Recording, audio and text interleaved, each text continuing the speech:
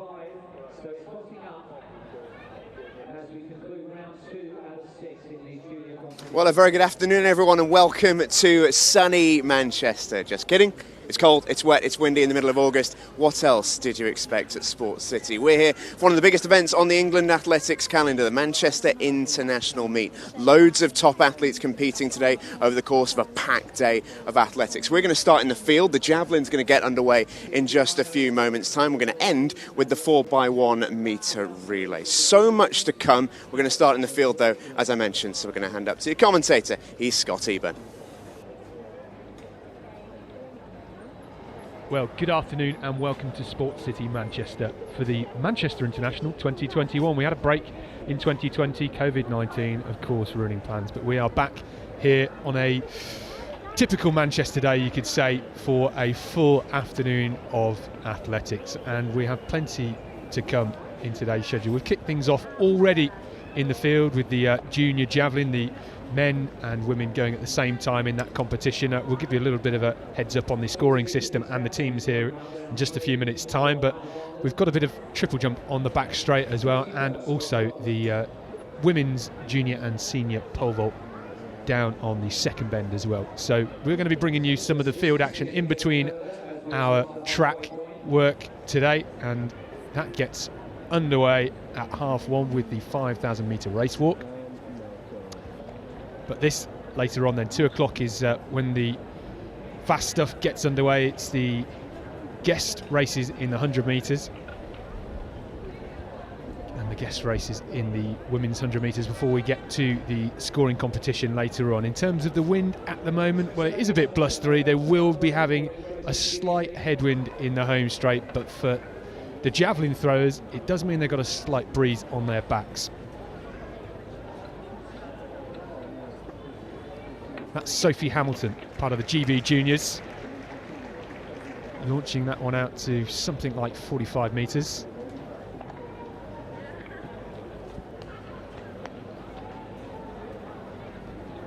We'll be keeping our eyes on the scoreboard as well.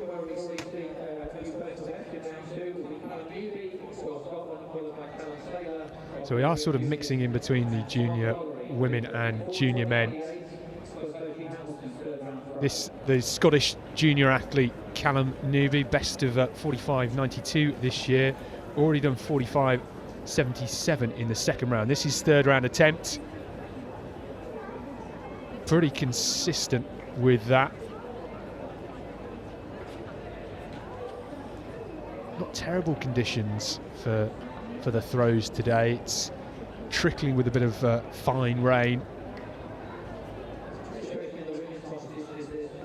Remember, for those of you that aren't aware, we are using the roster athletics app here at the Manchester International today. So if you want live results and be able to see round by round scores, you can get that on the roster athletics app. And that from Callum Newby, 43.67. Callum Taylor now from the GB Juniors, getting hyped ahead of this one. PB set in round 2, 65.47. Launched that one, but unfortunately that is out of the sector, so that is a foul. Bit too eager, just held onto that one slightly too long. He knows, doesn't he? It's not cold here either at Sports City. It's around about 17, 18 degrees. Without the grey skies and a bit of a breeze and the rain, it would certainly feel a lot warmer than it is, but not terrible conditions for the competition today.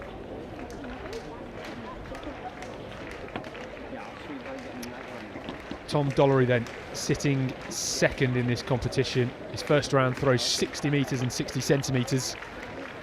What's he got for us here then? Just pulled down on that one, but that looks to be over 60 metres again. He's got a best of 64.75 this season.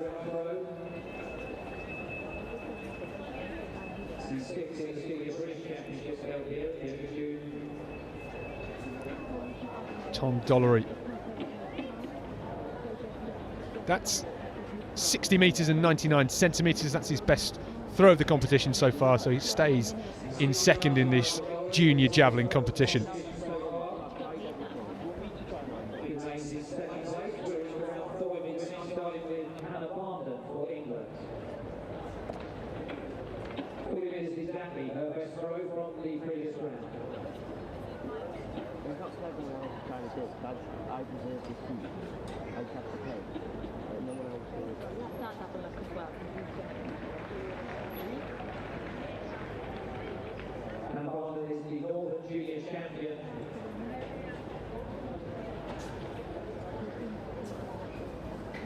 Born in the year that this was the warm-up track for the Manchester Commonwealth Games. I believe I've got things in my fridge older than her. And she's 1.2 metres behind second place. It's a team competition that will unfold throughout the...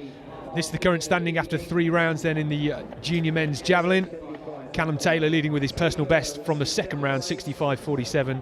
Tom Dollery, 60 metres and 99. And then Scotland's very own Callum Newby down in third with 45 metres and 77. This then in the junior women's competition. Katie Burr, 61.23 in the second round.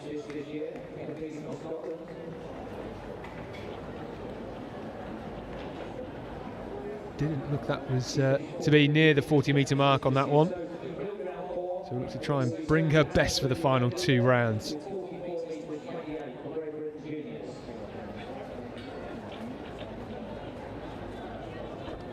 Well, Sophie Hamilton then leading 44 metres and 28 centimetres. It's Katie Burr sitting in second with her second round throw of 41 metres 23, and England's Hannah Barnden with 40 metres exactly.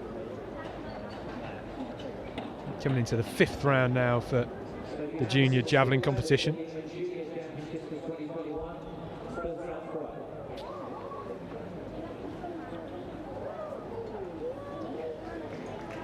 Hamilton then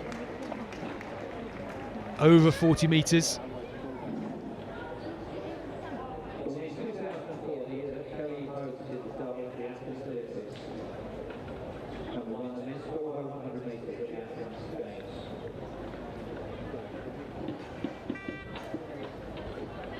Well, she's leading the competition, 44.35 in the 4th round then. That's her best throw of the competition. A few metres down on her lifetime best of 47.23, but 2 more rounds to come. Newby then. Over 40 metres with that.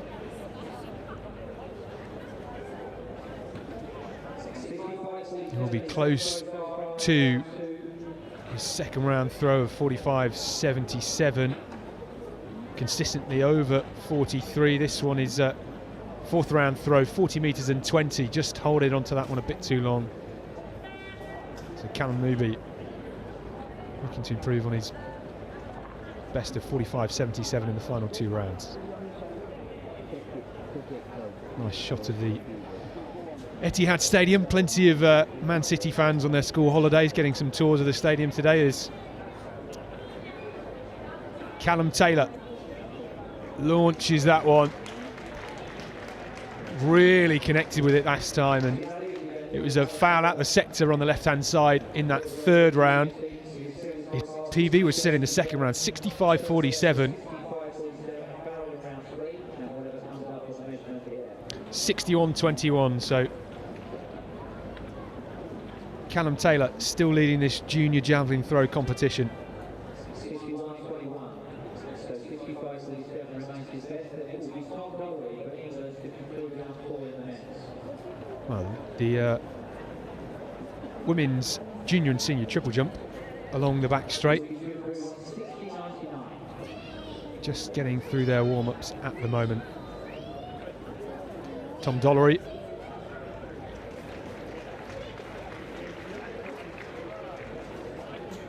With his 4th round throw.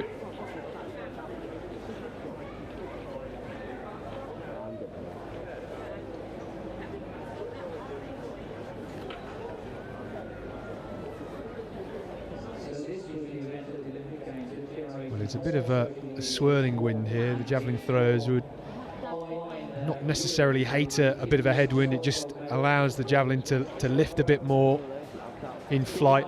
Dollery there, 59.99 in the 4th round. Still sits in second with his third round throw, 60 metres and 99 centimetres. Hannah Barden, the England under-20 athlete. Her best of 40 metres exactly in the third round, looking for some improvement on that, trying to close down on her personal best of 43.76. Well, she just sort of lost the grip there, didn't she? She released and she's over the mark as well. So that is a foul, unfortunately, for Hannah Barden. One more throw to come from her in the 6th round.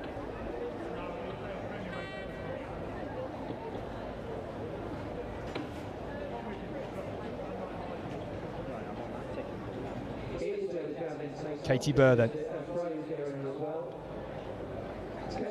Going for a slightly shorter run-up than Hannah Barden. 7-step approach, and that lands something around 30-35 metres, so won't be an improvement on her second round throw of 41.23. That's 30 metres, 62 centimetres.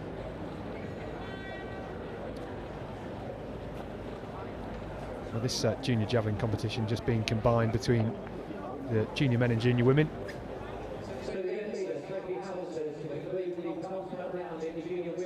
Try and add to a bit of the camaraderie of this team event as Sophie Hamilton, the event lead, launches that one, and that could well be her best throw of the competition.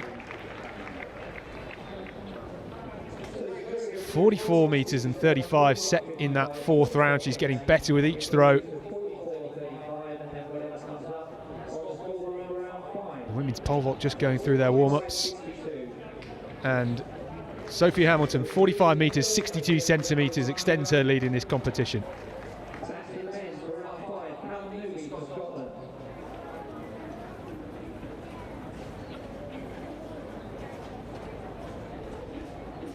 Newby then in the 5th round for the junior men.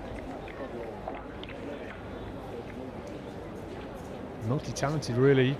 Pole vault personal best of 4 metres 40. Clearly a lot of technical skill. High 6-metre long jumper as well.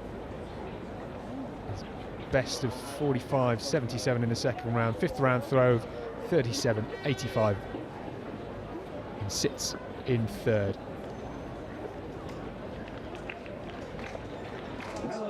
Well, Callum Taylor then, the GB junior,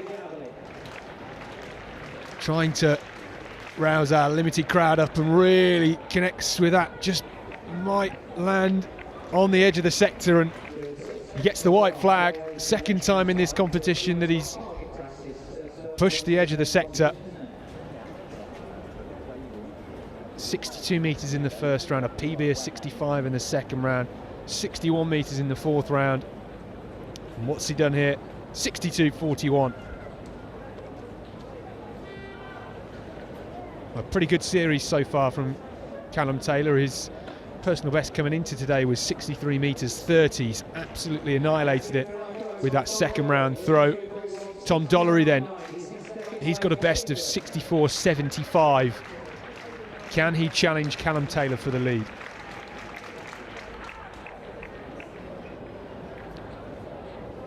Well, slightly different technique to Taylor, but will be very close to that 60-metre mark.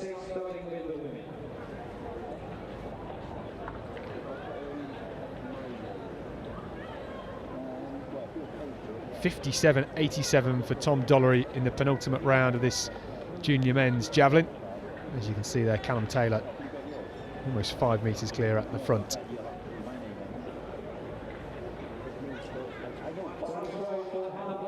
Well, as we're coming to the final round for the junior women's javelin, it's Sophie Hamilton at the top with her personal best throw of 45.62.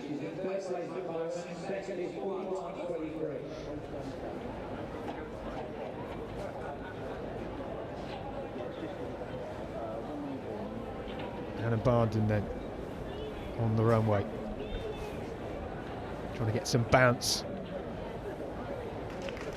Well, looks like she might have saved the best till last. She's a 43-metre javelin thrower at best, 40 metres exactly in the third round. The wind just slightly dying down as she released the javelin. It looks to be over 40 metres. We're waiting for the score, 39.86. So no improvement on her second round throw of 40 metres exactly for Hannah Barnden. She'll finish third in this junior women's javelin competition. Katie Burr then.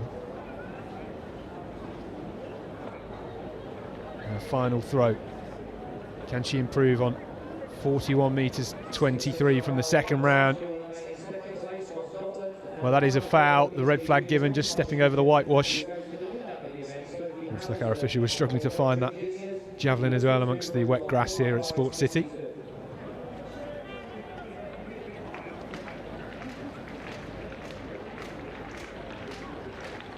Women's triple jump just about to get underway, and we're seeing the race walkers come down the back straight. That's our first track event of the day. Sophie Hamilton then looking to best her fifth round effort of 45.62. She's got better really with every throw. Great series from her, the GB junior. 43.78 in the sixth round for Sophie Hamilton, and well, she's a clear winner in the end of this junior women's javelin competition. Still 3 throws to go, the final round for the junior men.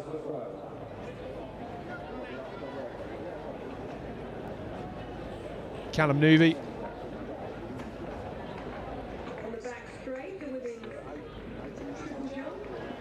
Didn't really connect with that one, did he? Bit of a shake of the head from Newby.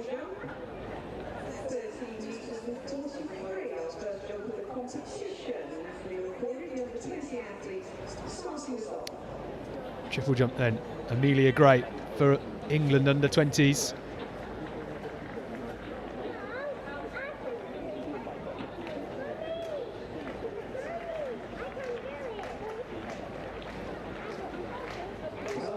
Callum Taylor, 65 metre 47 personal best in round 2. Can he go further here? Really sweet throw through the eye of the needle. Callum Taylor. Bit of a nudge of the head. Well, it's certainly over the 60 metre mark. 64.88 in the final round then for Callum Taylor. Well, had he not launched it over 65 in the second round, that would have been a new lifetime best. So a great series for Callum Taylor in the junior men's javelin throw.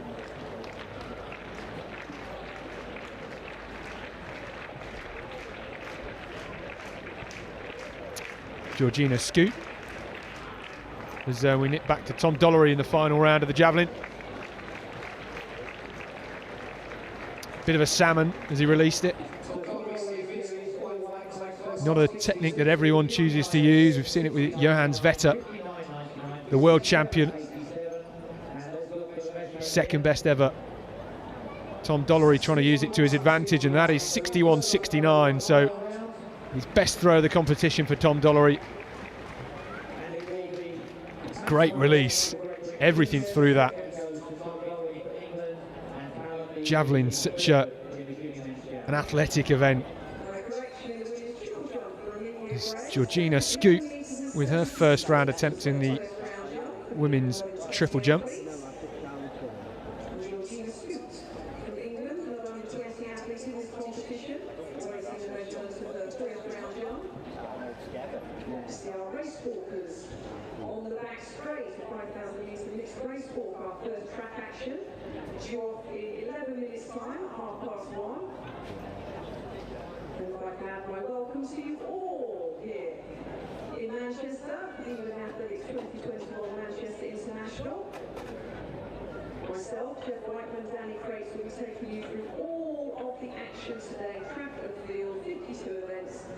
until about 9:05 this evening.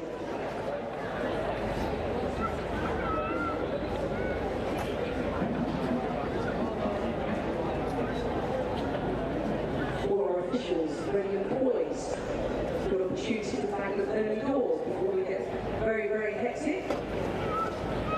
Thank them for their time, and you guys for joining us.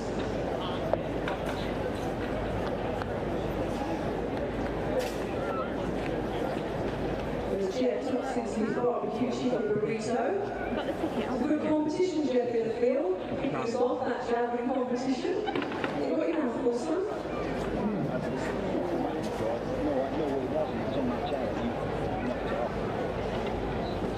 Well, the official result then from the junior women's javelin. Fantastic competition. Sophie Hamilton with that 45 metre 62 throw. Convincing win in the end for her. 11 metres and 72 on the first round effort.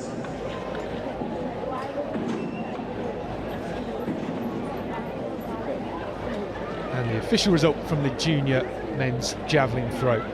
Callum Taylor taking the win with a huge personal best, over 2 metres of 65 metres 47 centimetres. Tom Dollery with a great final round effort with 61.69, and Callum Newby 45.77, just off his personal best in third. Well, we will have another javelin competition for both the men and women later on. This competition, although it's a team competition, it is split into juniors and seniors, so we are breaking things up slightly between the senior and junior. We will see them combine later on, but for now we will stick with the women's triple jump, the junior and senior. This GB junior athlete just on the runway. Melissa Booth, and well, it's our first track action of the day. A 5,000 metre race walk. We've got a combined field, men and women, seniors and juniors. Jasmine Nichols, Bethan Davis, and Chris Snook of England. We saw him recently, didn't we, at the England Senior Championships. Guy Thomas for Wales, and the National Athletics League as well, with their team here this weekend. The best of the best league competition in UK track and field. So yeah, it's worth pointing out the team competition here this weekend as well. We have the GB Juniors, GB Seniors, England Seniors, Scotland Seniors, Northern Ireland Seniors, Wales Seniors. We've also got the National Athletics League, as I just mentioned.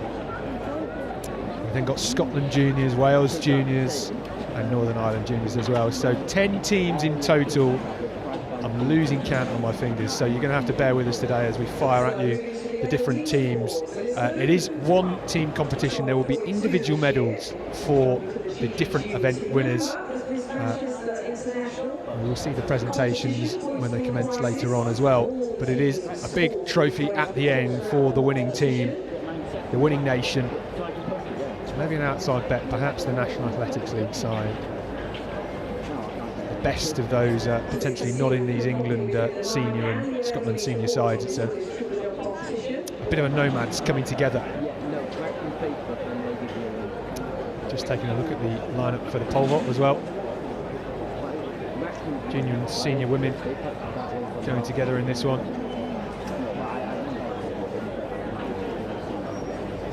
Got confirmation of the start height, but we'll try and bring you that in between this race walk competition. So also you see our female pole vaulters warming up on the top end. With number 3, that's due to get going at 1:30. Leah Aitchinson, her second round attempt. 11.52 in the first round.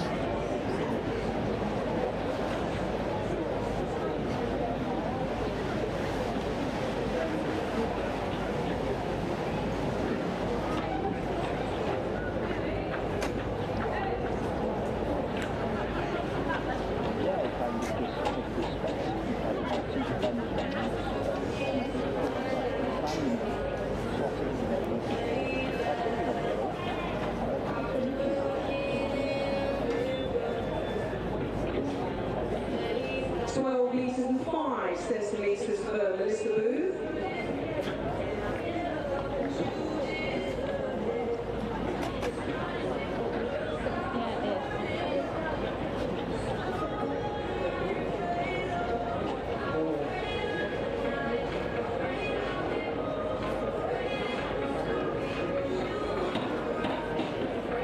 If you have got people at home or friends, relatives, work colleagues, neighbours who want you to watch the live stream of this event, it is streamed live on 24/7. The next event we've got coming up on the track in just over 3 minutes from now is the 5,000 metre race walk. It includes all 4 match events. So we have junior men, junior women, senior women.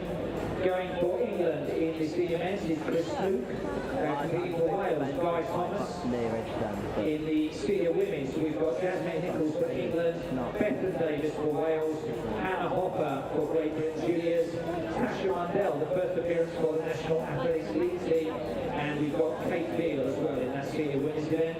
In the junior men's, we've got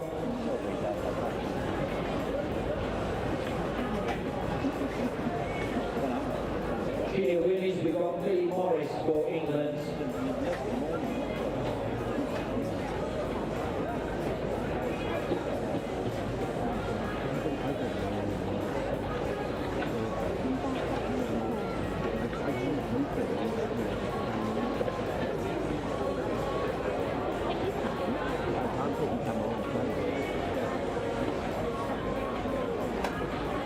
Additional name we have in the senior men's is Manuel De Silva for the National Athletics League.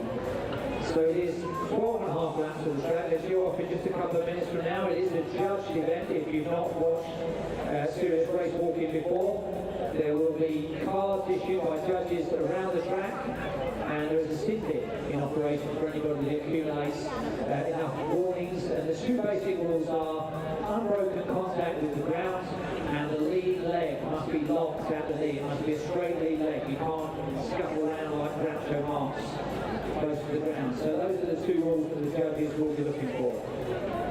Meanwhile, on the back straight, triple jump, Tana Jackson, 12 metres and 19 in this women's triple jump.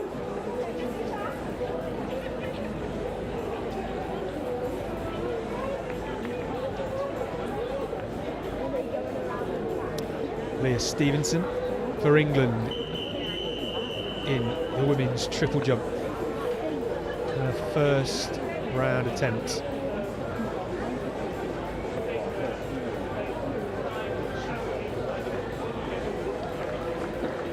And she gets plenty of applause. Just sizing the runway really on this first round attempt. Triple jumpers in with a bit of a swirly wind, and over on that back straight, anybody that's been to Sports City before will know that it gets a little bit breezy. And Leah Stevenson, 12 metres 45 in the first round, personal best of 13 metres and 13. And we are underway with the race walk. As I mentioned before, we've got the juniors and seniors and men and women in here as well.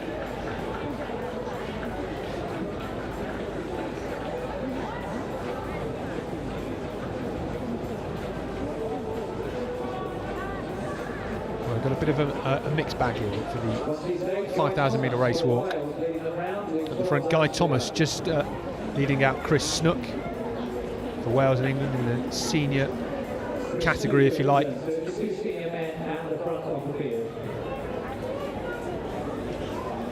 Standing at the end of round 1 of the combined women's triple jump competition.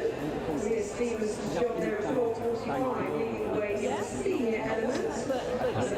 Bethan Davis just sitting in third as well, already going off with the leaders in the field. Well, he has been to England athletics events before, will know that we do typically combine the male and female walk events. So Thomas and Snook just leading the field and working together over this 12.5 laps of the track. On the field then. Still with the women's triple jump.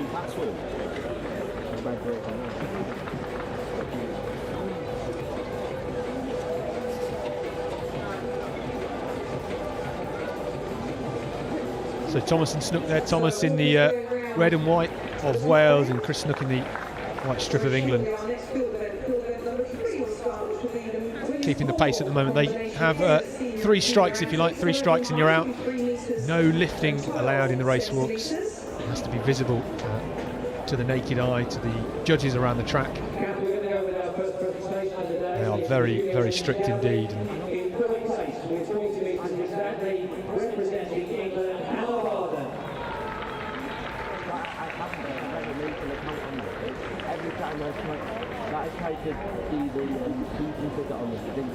Reese Robinson there in the triple jump, trying to improve on her first round attempt of 11 metres 43.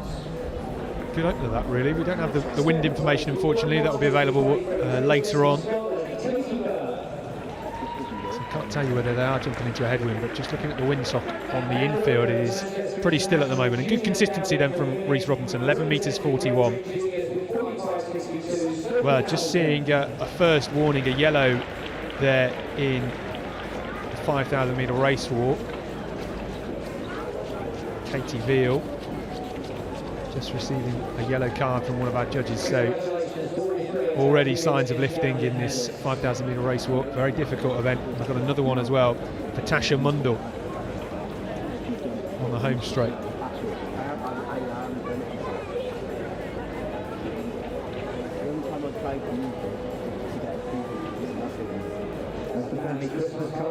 Well, this the bottom corner of your screen, you can see the team points then.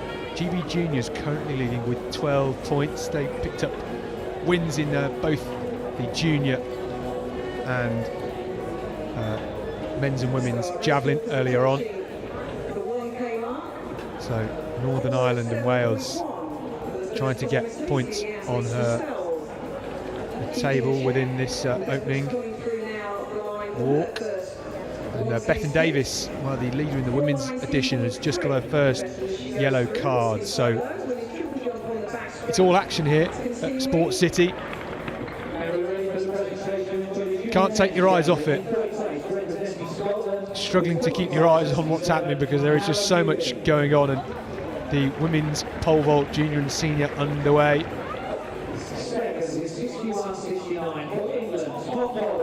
Well, we're just trying to understand what the scores are. I think that is Abby O'Neill, the starting height of 3 metres 12. That was her second failure. So she's had 2 failures rather. That was her 3rd attempt.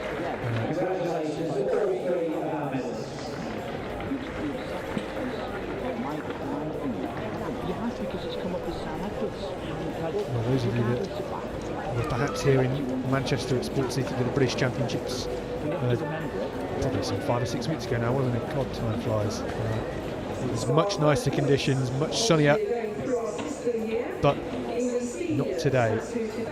And at the front, Guy Thomas has just got his first yellow card as well. So Chris Snook just drafting him. Well, they come past the finish line now. They'll have done 3.5 laps, 9 to go for these guys at the front.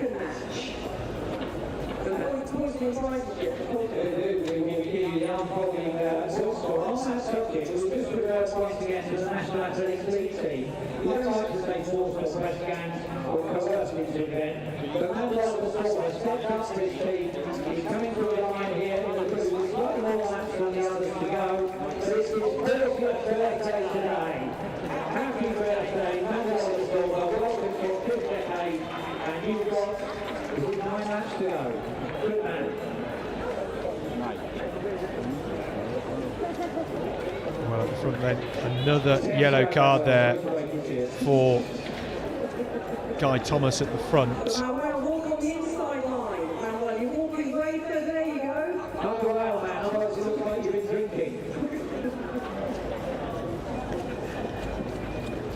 So Thomas just trying to streak away from Chris Snook. A bit of a surge in 4 laps into this. She's also been recruited for the National Athletics team, and it's not her birthday and she's not 40, but keep going anyway.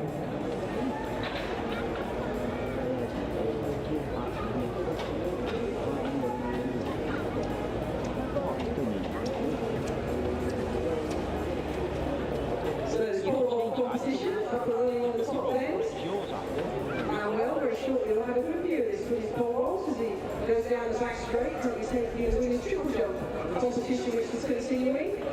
Melissa Booth then for the GB Juniors, and we've just seen in the bottom corner another card being issued for Guy Thomas. I think because they were so well packed earlier on, it looked like the earlier cards were going to Guy Thomas. I think perhaps one of them went to Chris Snook. So we're trying to piece together the information from the track. Do you know it? Do you know you got your card with you?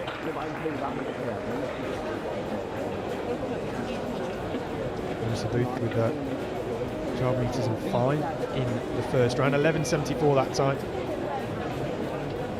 So Guy Thomas has the lead around about 15 or 20 metres going down the back straight this time for the Welsh team. This will be important for the early stages of that team competition to win the Manchester International. Chris Snook, the athlete for England, in the white The Wales senior women then, Sarah Abrahams 11.43 in the first round, and just running through on this one. She'll get a foul in that second round.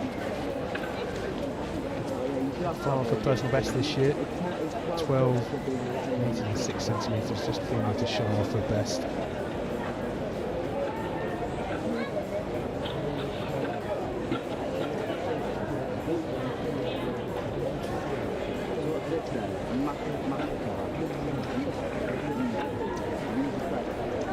Guy Thomas then.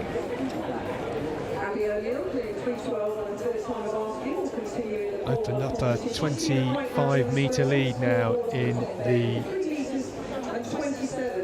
men's walk. 7 laps to go for him at the front now.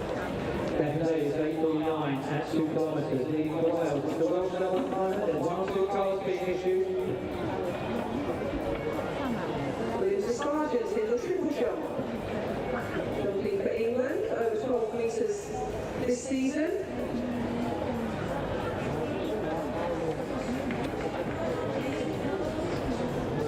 Still in the second round of this women's triple jump competition.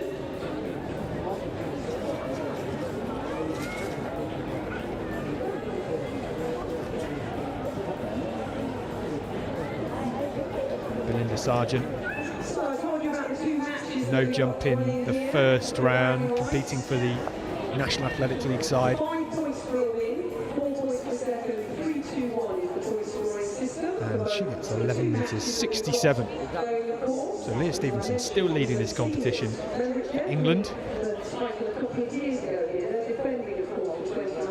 Montana Jackson.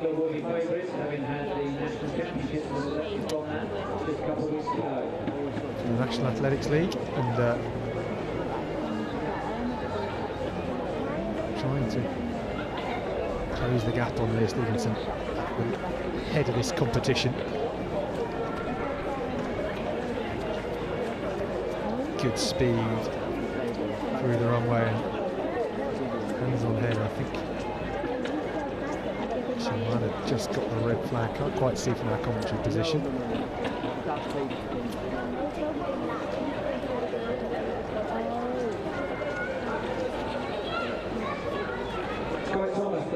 .12.01 then in the second round for Montana Jackson. So no improvement on her first round attempt as Guy Thomas keeps things moving up the front. He's got a healthy 70-metre lead in front of Chris Snook in second.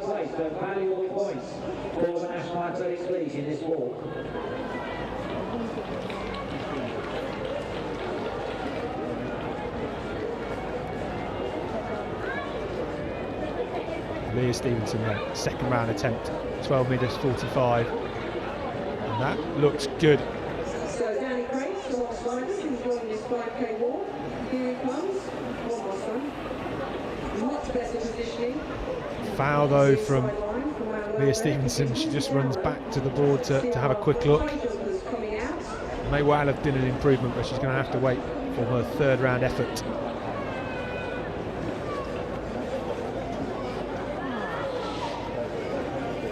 Women's pole vault still in the early stages.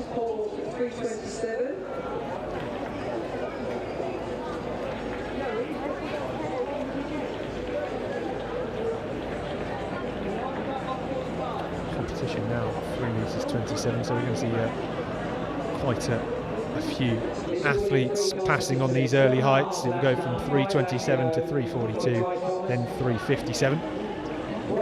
It's great to see GB's Olympic bronze medalist Holly Bradshaw supporting the grassroots in national sport, competing at the Welsh Athletics Championships at the weekend.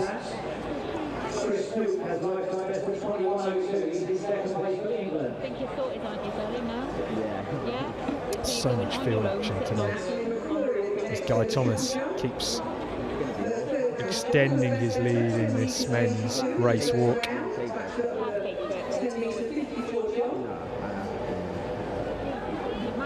Still no change in the lead for both the senior and the junior in the field. Leah Stevenson still leading the way 12.5. With her number 12.05 still the leaders.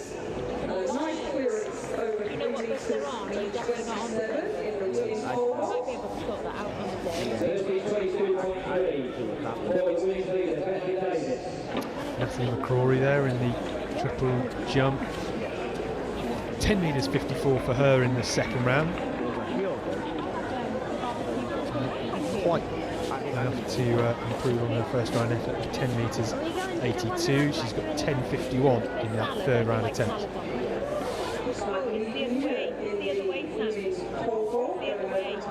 Very comfortable vault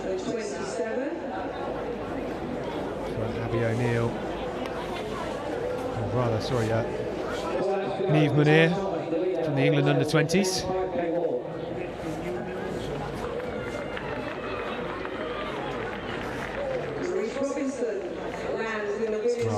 Very, very good jump in the triple jump.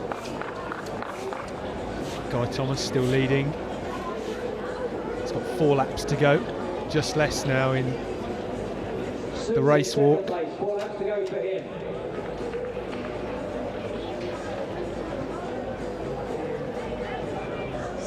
Robinson in the triple jump, 11 metres and 59. Her best effort in the competition.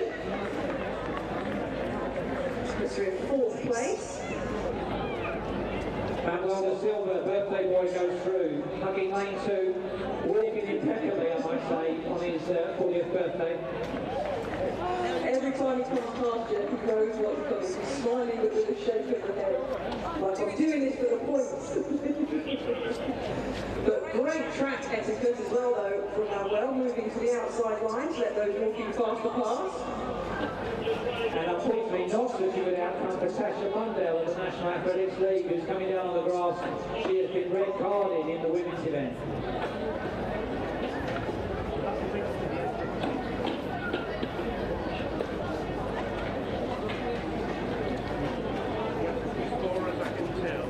Northern Ireland under-20s, Abby O'Neill, she is currently on her second attempt at 3 metres 27. She's gone over 3 metres 12 on her third attempt. This to stay in the competition.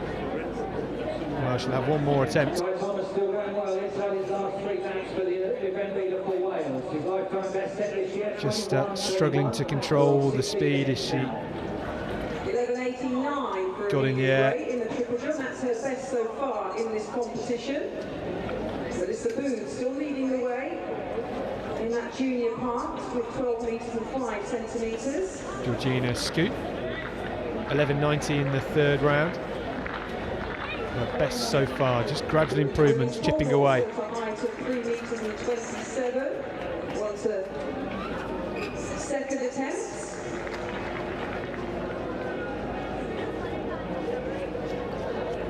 16.39, 4 kilometre split for the event leader. Libby White there for the Scotland junior team. 11.58 in the second round. Her best this season, personal best, 12 metres 20. 11 metres 60 for Libby White in that second round of the women's triple jump for the Scotland under-20s.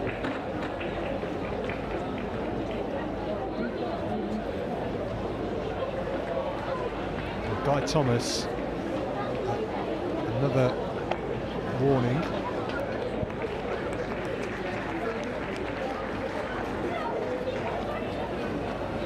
In the women's triple jump, Holly Aitchison passing. 2 laps to go for Guy Thomas then.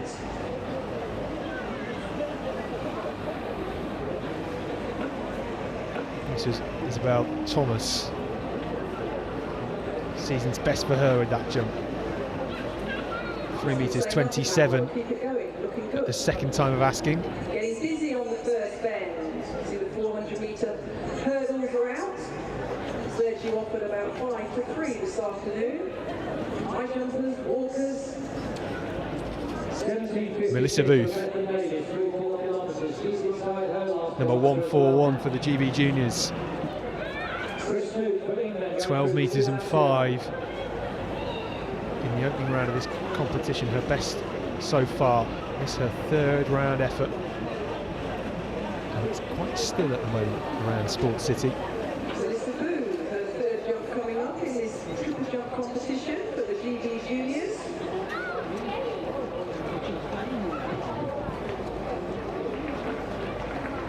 Booth there, leathering it down the runway. Didn't quite have it. Bailed on that jump. So that will be a foul. Mark on her scorecard. Eve Munir, or Abby O'Neill rather, in the pole vault, fouling with her 3rd attempt on 3 metres 27 as Guy Thomas comes round at the bell for 1 lap to go in this 5,000 metre race walk. Our first track event of the day from Manchester International 2021. And Thomas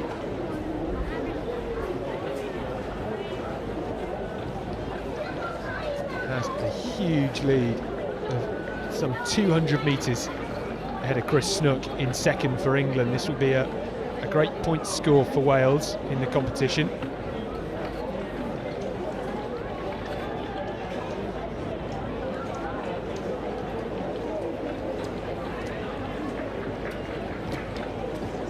Williams triple jump into the 3rd round, and you can hear the bell in the background. That is Chris Snook just coming round for it on 400 to go.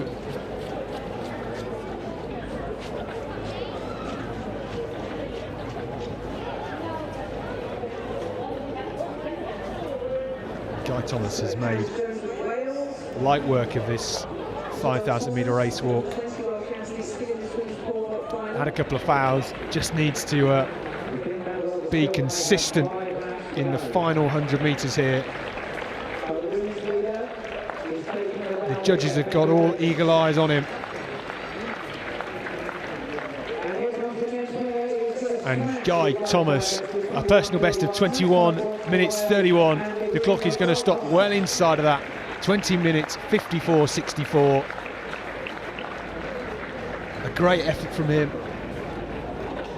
Surged away 4 laps in, and a long run for home, a long walk for home, should I say.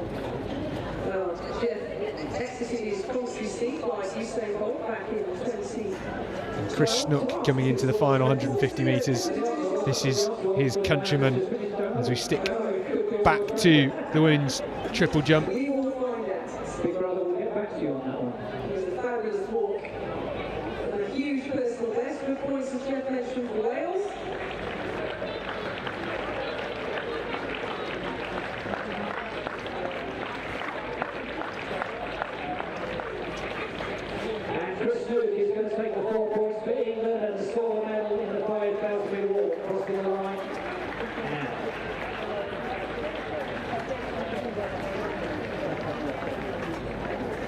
Chris Snook there, inside 21 minutes 50. It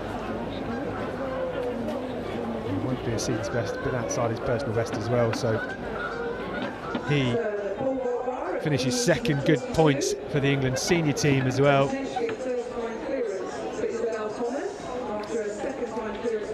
Bethan Davis doing the business for the senior women as Leah Stevenson revs her engines at the top of the long jump runway, triple jump runway rather.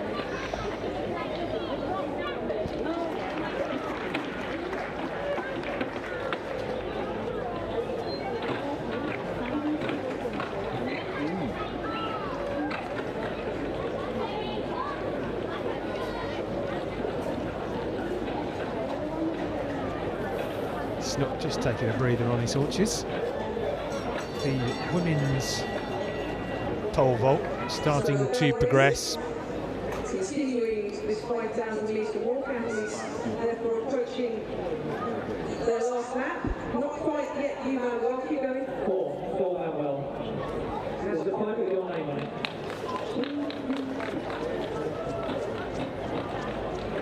Talking of falls, Jeff, we're in round 4 in the women's triple jump on the back straight.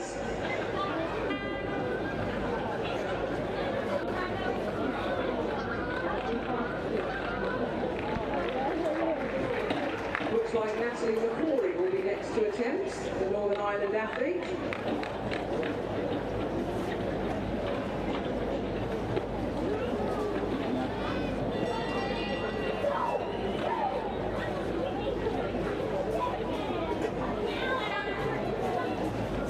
Bell for Jasmine Nichols of England in the race walk.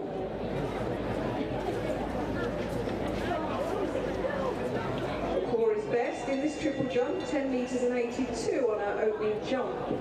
And the bell for Hannah Hopper of Great Britain Juniors in the walk. 3:57 now, the height of the women's pole vault. First attempts coming up. Maya Manir, the junior women's pole vault, clearing 3:42 on her second attempt. This the senior women's triple jump leaderboard. Leah Stevenson for England currently heading that one up with 12 metres 45 at the halfway stage. They'll go into the final 3 rounds.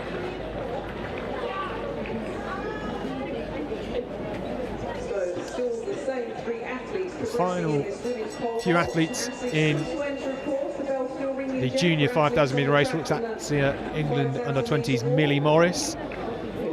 Well, not everyone has junior athletes in this 5,000 metre race walk, so it will be very good points for the England under-20 team. I'm sure their team manager will be happy with this one.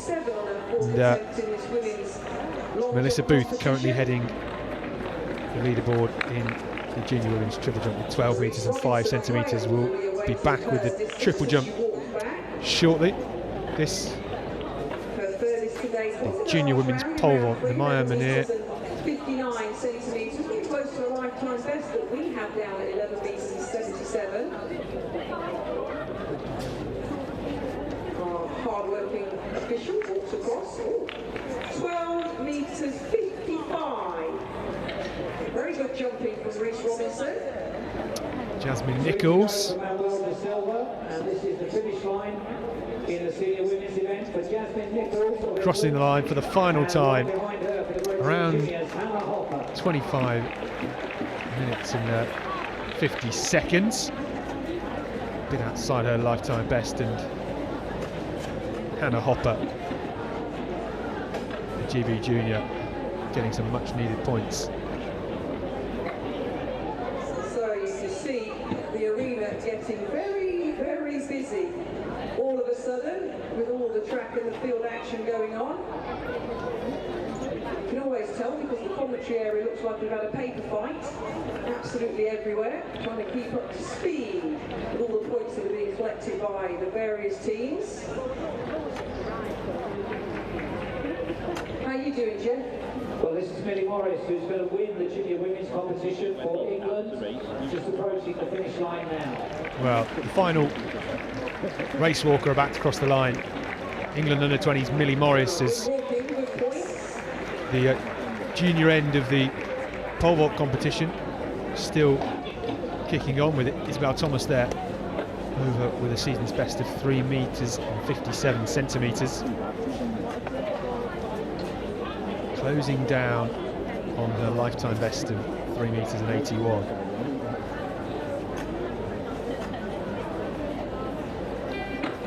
Well, the race walk has concluded, and we'll be bringing you the results as soon as we can get them. Remember, you can have a look on the Roster Athletics app all day for live field and track results.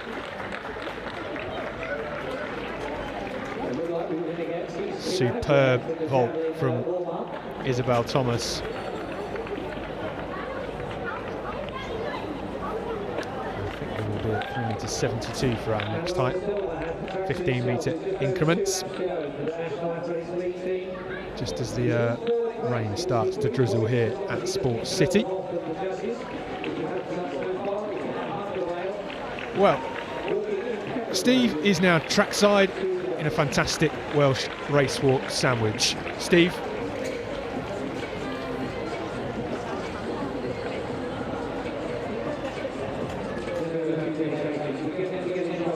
All right, down here trackside with our 2 race walk winners. Guys, first of all, congratulations. Guy, going to come to you first. That was a great effort from yourself. Get a bit of a ripple from the crowd as well. How nice is you racing back in Manchester? Yeah, no, it's nice to be back. So last race here a couple of weeks ago for British Champs, but yeah, nice track, and yeah, that's thanks to the crowd cheering us on the whole way through. I'd imagine pretty perfect conditions for you guys. Not too hot, a little bit of breeze in the air. Talk me through the race. You let it out from the front and brought it home pretty easily as well. Yeah, no, I think I was definitely trying to chase the time today. I had quite a good performance on the weekend, so I wanted to kind of match that in 5. But I definitely felt it halfway through. I think we both did 10k on the weekend, so doing 5k a couple of days after 10k is tough. But great Welsh weather here in Manchester, so we're very happy. Yeah, very much acclimatised you pair, I know. Okay, so we had a couple of novice race walkers at the back, so I wanted to ask the 2 experts in the field really about what it's like, because I'm going to need Selwyn on race walk, and it looks so difficult whenever I watch it. Obviously, we've seen 2 very good athletes go at the back there of the field. What's it actually like to race? How difficult is it to be a part of? Yeah, it's hard. I guess it's comparable with with running in terms of exertion. Your heart rate's the same as when you go for a run when you're racing. So yeah, the 2 are pretty comparable really. And how difficult is it to get started like those 2 guys at the back of the field did? One of them on his 40th birthday as well. They had a chat to us beforehand, and it's a bit of a baptism of fire trying to do a 5k. Most people would start with maybe a 1 mile or a 1k walk, so really, really big hand to them for giving it a go. But yeah, it's the technique is the difficult thing. It takes a while. If you get a good runner, throw them into a race walk, you'll see that they'll be a little bit behind because they haven't mastered that technique, but as soon as you get that smooth rhythm, you can start doing the paces and the exertion level that runners do. So yes, just keep practicing to those 2 and they'll get there eventually. I'm sure they will. Well, you guys are already there, top of the podium for your respective races. Congratulations. Thank you very much. Back to you, Scott.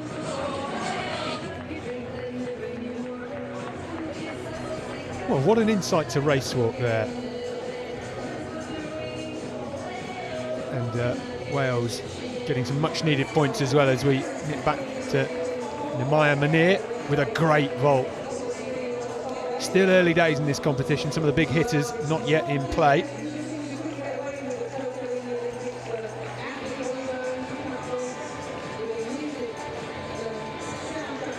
Well, just to keep you posted, in 5 minutes time, as we come to the end of this race walk, you can hear the clapping around the stadium here. 1 more lap to go, and a lot of music for our birthday boy for the senior men's 5,000 metre race walk, Manuel de Silva, doing a great job. He's not got a card yet. For a debut in the race walk, he's doing a fantastic job.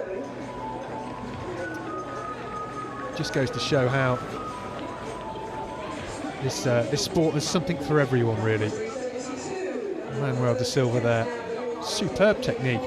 As I say, I've not seen him get a card or any flags yet, so he's still in play. 12.5 laps of the track walking is very, very difficult, and to do it in such a stringent military fashion, superb for him. We do have the men's 100 metre sprint in 5 minutes time. These will be some of the guests and potential relay runners for the 100 metres in the scoring event later on. I remember 5 years ago in the first edition of this international, Joel Fearon clocking a rapid 10-second flat after a 10.13 in the heats. So we might not see that today. No, nobody really in the lineup pushing that 10-second barrier this season, but Andy Robertson, our England champion, he will be in the 100 metres later on. Manuel da Silva, though, well, this is one for his show reel, isn't it? So we can cut this up and give it to him, and he can put it on his Instagram story if he really wants. Tend to his work colleagues. A birthday to remember, 12.5 laps of the track in Manchester at Sports City in the drizzle, because it is starting to drizzle once again, and he's doing a superb job. Maya Munir on the pole vault runway, as you can just see behind him.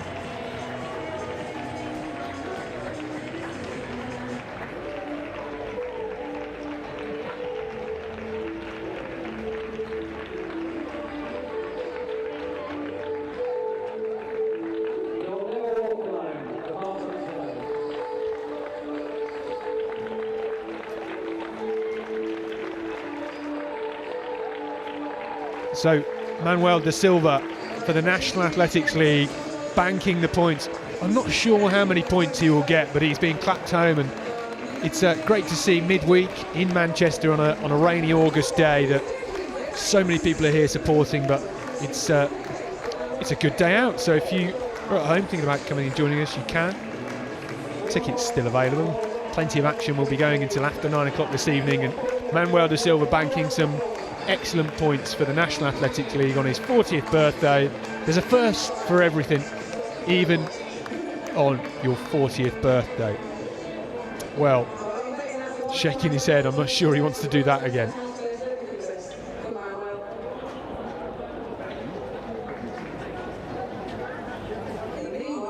Can of water to finish. That's not a can of something naughty. He might have one of them later on if he's celebrating his birthday, I'm sure. But Manuel da Silva banking those points for the National Athletics League team.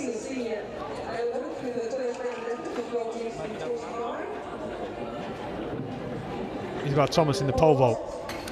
This is her first attempt at 3 metres 72. She's got 2 more to go.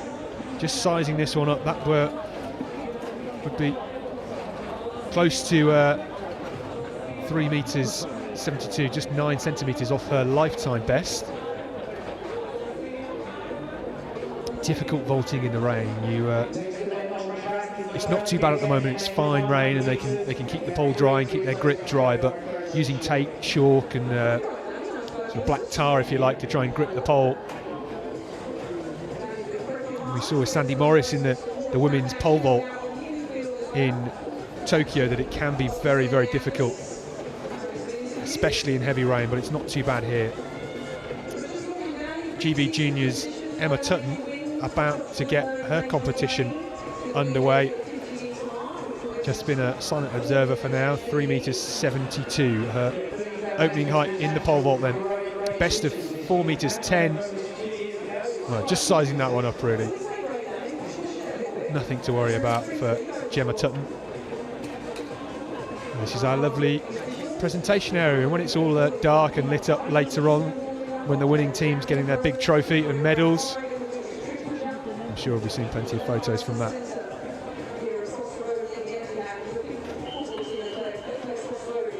Well, we've got a few of our stadium officials just getting the hurdles out for the 400 metre hurdles, which is to come, but before that it's all about the speedsters. And we have 3 guest men's 100 metres and 2 women's guest 100s. These athletes are either invited here today especially, or as part of the relay contingent, which we may see later on this evening. Well, Owen Duffy goes in lane 1, Lewis Albro in 2, Stephen Dunlop in 3 for Scotland, Prince Chinda in 4, Emmanuel Durihoma in 5, Suhu Jini Osman in 6, and Sol Stewart goes in lane 7.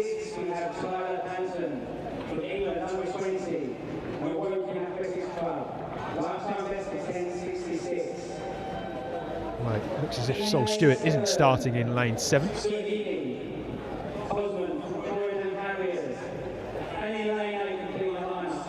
is another foul in the pole vault. We'll come back to that after this 100 metres. Owen Duffy in 1, Lewis Albro in 2, Stephen Dunlop in 3, Prince Chinda in 4, Mama Duihoma in 5, Suhini Osman in 6. First sprint event of the day.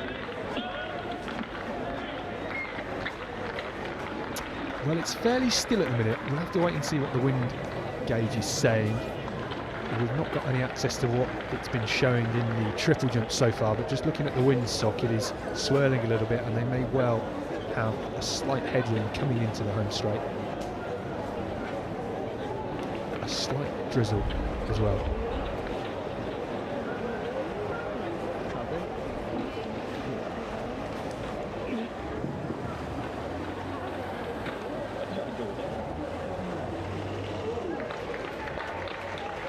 Nervous wait on the start line then. First sprints action of the day.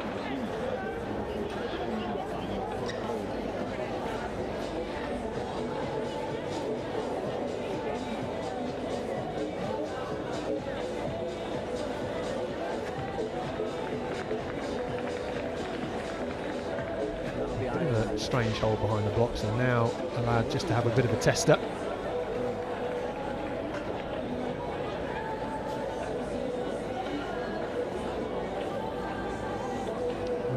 See some of these guys later on in the individual. Great for these athletes to have an opportunity to stretch their legs early on. Bit of a wait until the international 100 metres, if you like. That comes up much later in the competition. Around about 4:30 is when they get underway.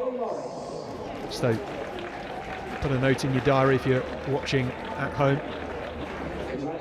Back to the 100 metre start.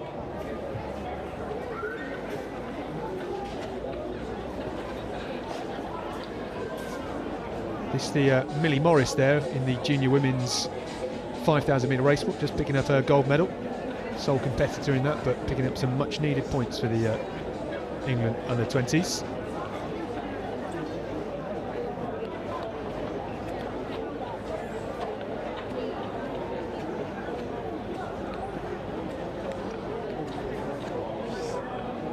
It's not the warmest of August days, is it?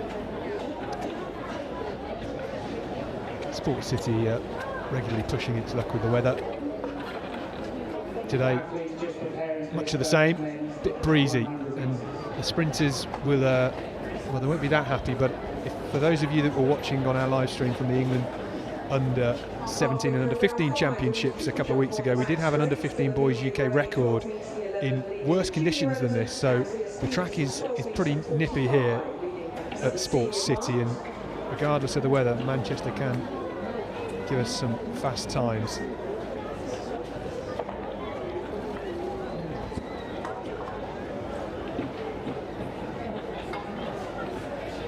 Isabel Thomas there in the pole vault. That her second attempt at 3.72 metres. One more attempt, a lifeline for her.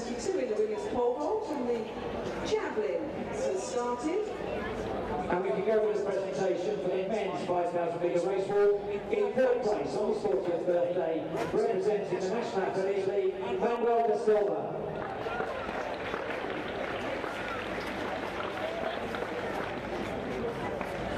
Second place, representing England, Chris Snook. And the Manchester International winner, representing Wales in what could be a Welsh record, Gareth Thomas. Congratulations to all three medalists.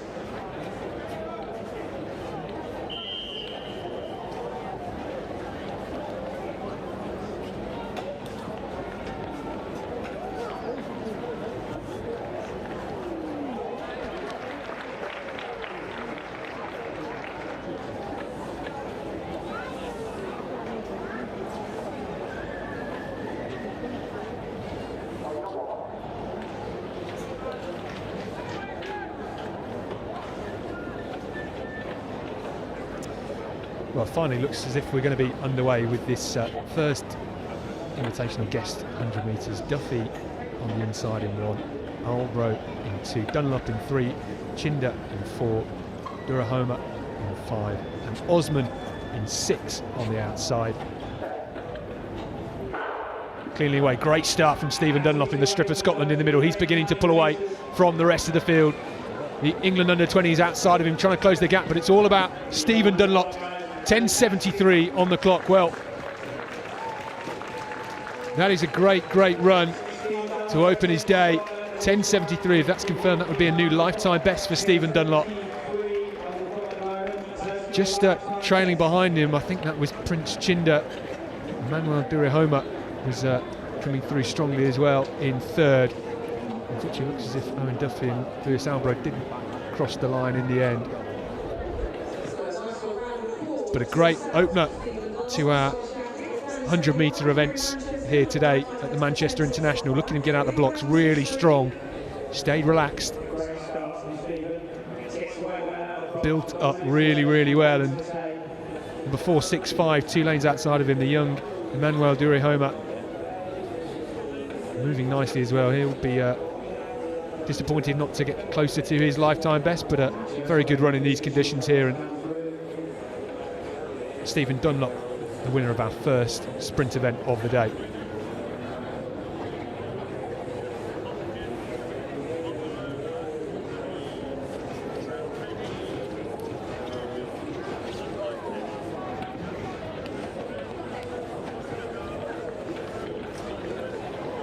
Well, we will expect to see him later in Scotland's 4x100 metre team. Primed really nicely for that. Some good athletes in the lineup. Leah Munir in the pole vault, and I think that's her 3rd failure at 3 metres 72. So that is the end of her competition. Leah Munir finishes with a best of 3 metres 57, and in these conditions 4 centimetres off her lifetime best. Pretty good going for a Wednesday afternoon in Manchester.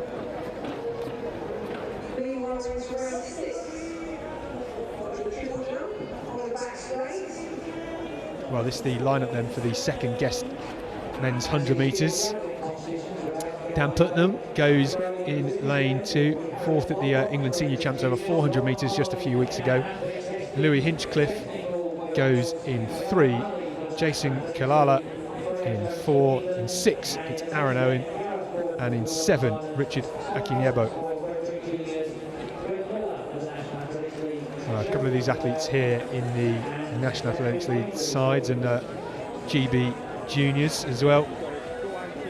Big moment for many of these younger athletes, getting their first sort of national, international representation, and it's the reason we do these sorts of competitions, just to give the younger athletes a taste of team events and potentially a grasp of bigger competitions to come.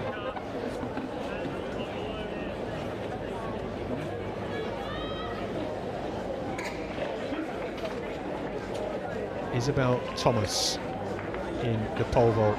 We'll stick with this because it's her last attempt at 3 metres 72.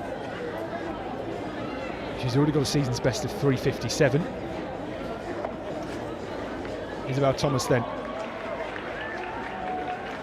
Big cheer as she got over that, and she will progress to the next height, which would be a personal best attempt for Isabel Thomas. So 3rd time of asking, 3 metres 72. That's a season's best. She continues in this competition.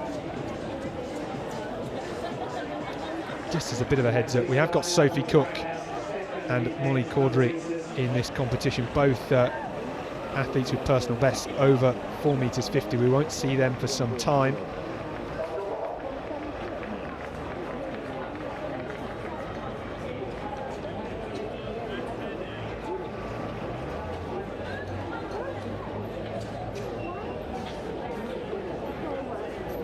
We have Dan Putnam in 2, Hinchcliffe in 3, Kalala in 4, Owen in 6, and Akinyebo in lane 7. The second guest race in the men's 100 metres from the Manchester International.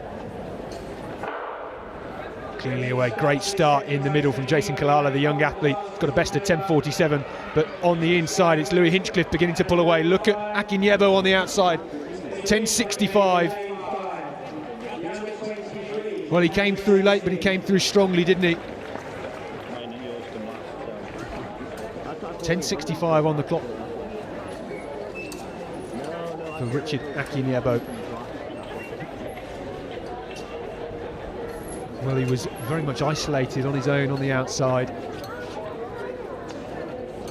was a good start from Hinchcliffe and Kalala. Dan Putnam was pushing them strongly at the start as well. But Richard Akinyebo, the man coming through to take the win.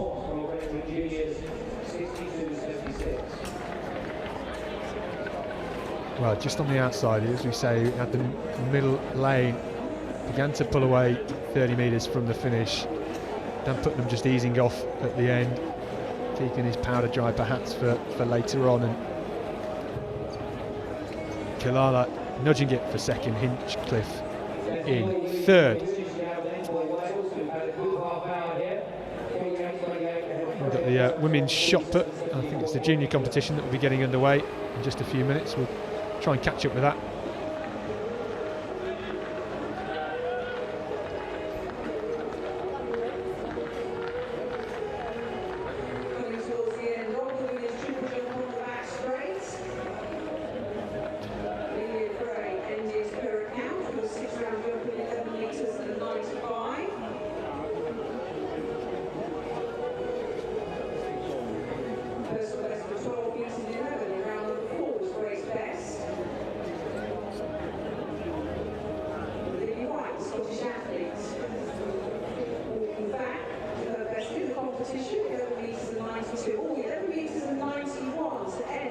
Well, this is the schedule. What we're going to see coming up, we've got a couple more guest men's 100-metre races and a couple in the women's as well. The senior javelin competition, we saw the junior early on at around about 12:50. The senior competition will now be getting underway. They're already going through their early preparations. It's getting a bit drizzly out there, so you're going to have to watch out. The high jump will be kicking off after that's underway, and we're already seeing the junior shot put starting their warm-up as well, so we'll be dropping in on that later on. It's such a shame the weather's not glorious sunshine, but these guys, they take part in track and field in the UK, so they know the deal.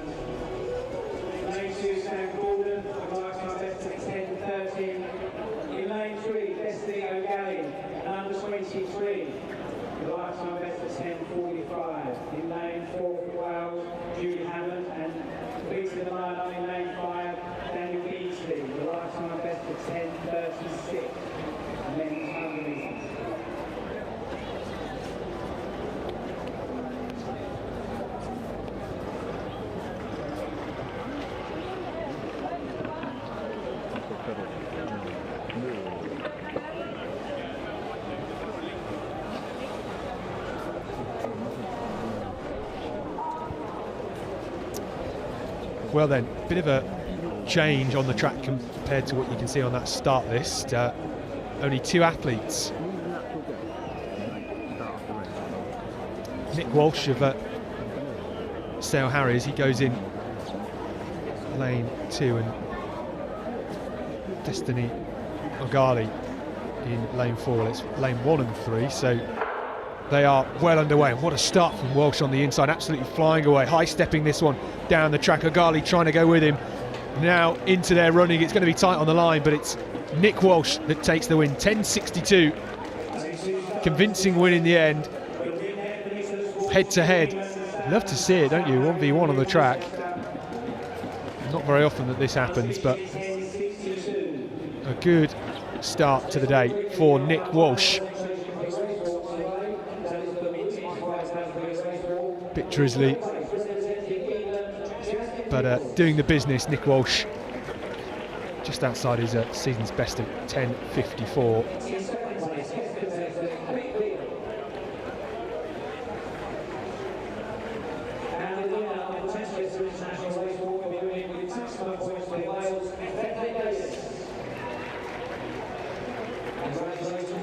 Well, Bethan Davis, we heard from her earlier on, and here she is getting her gold medal from the senior women's 5,000 metre race walk.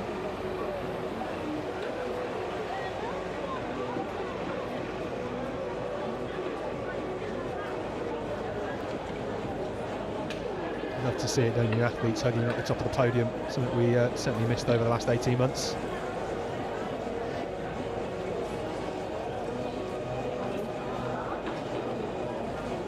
Ooh, nasty from Gemma Tutton, just taking a bit of a clattering in her first attempt at 3 metres 87.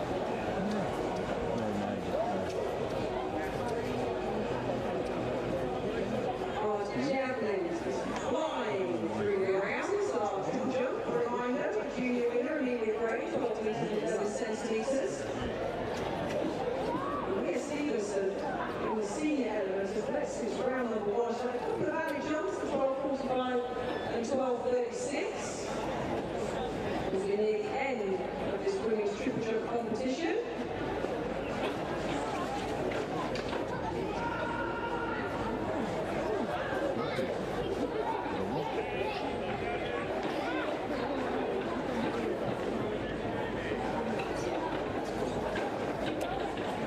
Stevenson lands in the stand.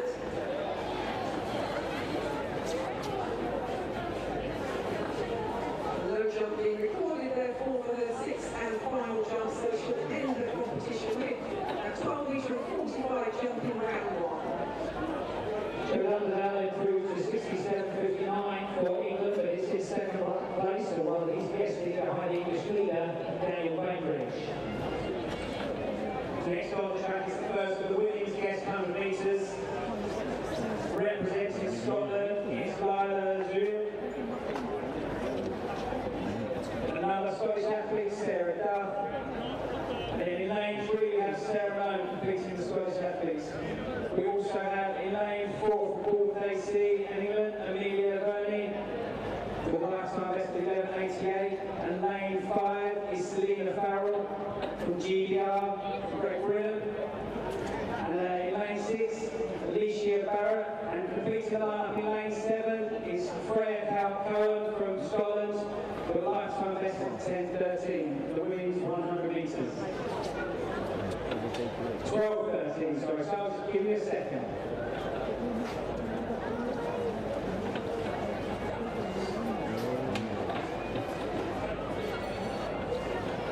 Well, we're done with the men's guest 100 metres.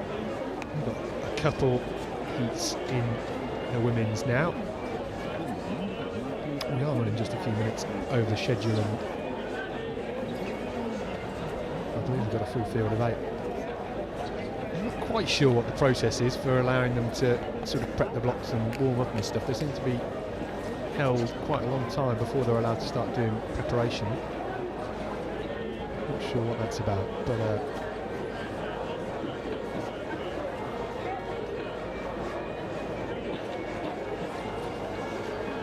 well, the lineup we've got for us then, it's Leila Zuil for Scotland going in 1, Sarah Duff also Scotland in 2, Sarah Malone goes in 3, Amelia Verney in lane 4 in the middle.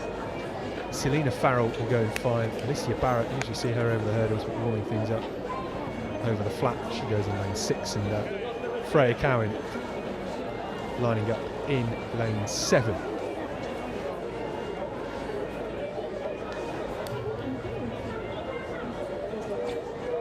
Well, the pole vault is underway with second round attempts at 3 metres 87.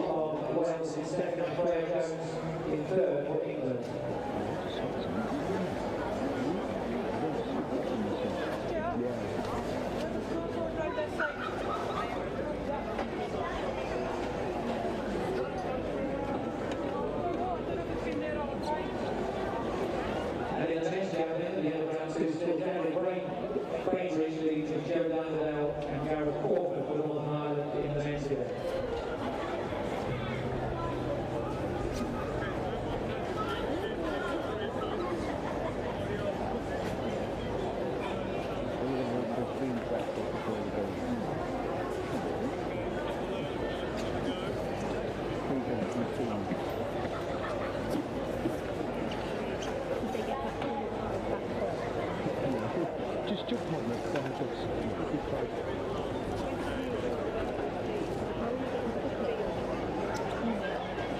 taking their time on the pole vault here.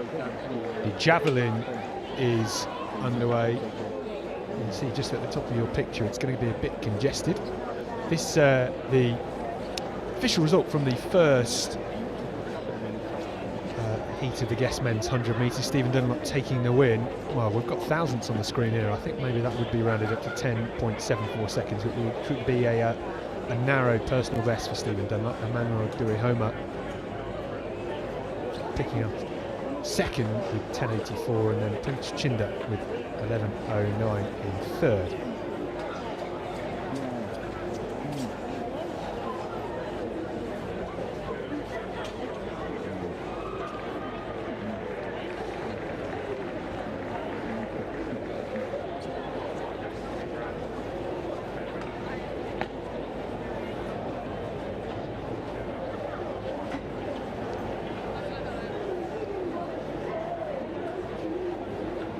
Confirmation of the lineup this week's 100 metres. Those who are in lane 1, Sarah Duff, lane 2. In lane 3, Sarah Malone. 4, Amelia Verney. 5, Selina Farrell. 6, Alicia Barrett. And in lane 7, Freya Cowan.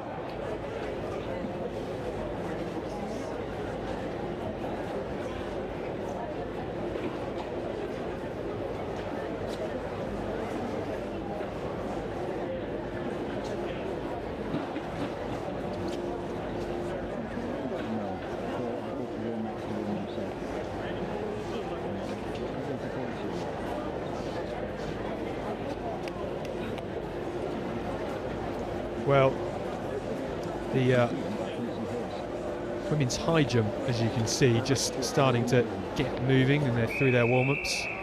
We'll be back with that in a second. We have the first guest race in the women's 100 metres about to get underway. Well, only 6 athletes, so just trying to piece this together. Freya Cowan in 7 and Amelia Verney in 4 do not start, so it's the 3 Scottish athletes. Layla Zul, Sarah Duff and Sarah Malone going in 1, 2 and 3, and then in 5, 6, 7 we have Amelia Verney, Selina Farrell and Alicia Barrett. So then, first race in the women's 100 metres guest. Great start from Malone in lane 3, now being closed down by Verney, and Verney starting to charge away. Selina Farrell coming through. It's going to be neck and neck on the line. 11.97 on the clock. Looks as if Selina Farrell might have just got that. Her lifetime best is 11.99, so may well have just snatched a new personal best here. Well, it was close, very close on the line. But Selina Farrell coming through strongly in the second half of the race to take the win. Good running from Sarah Malone as well. Won't be far off her personal best of 12.03.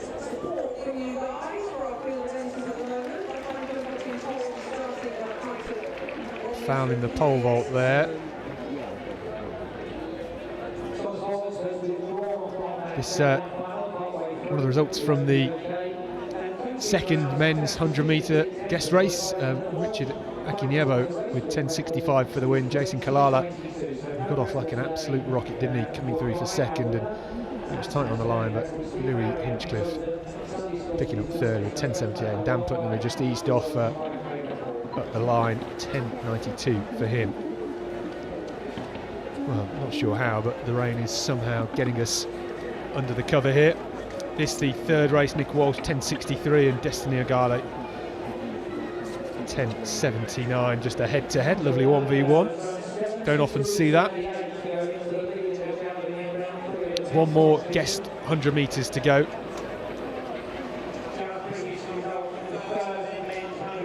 This is the replay from the first. It was a great start, but Selina Farrell on the outside with a long sock striding through. Alicia Barrett picking up third. Our windsock on the infield just showing up still at the moment, but certainly a bit drizzly in the stadium here.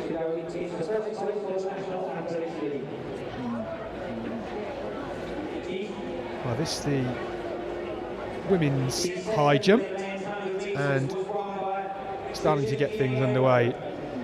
Opening height was 1m58. We're now at 1m63. We will be progressing to 168.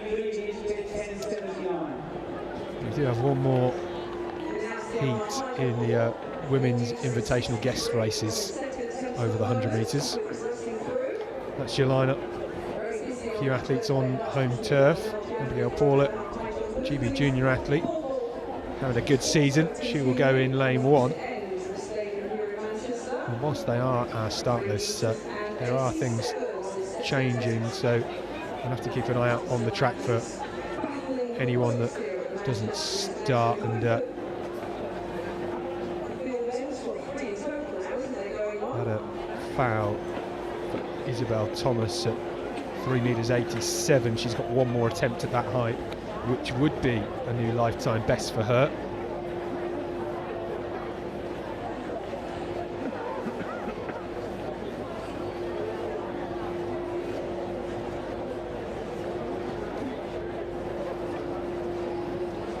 Second attempt at 3.87 for Gemma Tutton, the GB junior. She's got a best of 4m10, so she's done this height before. She's more than capable of it, but in these chilly conditions, a bit of drizzle, it makes pole vaulting so much more difficult. What can she do on this second attempt? Much better, but just came down on it. And sense of frustration from Gemma Tutton.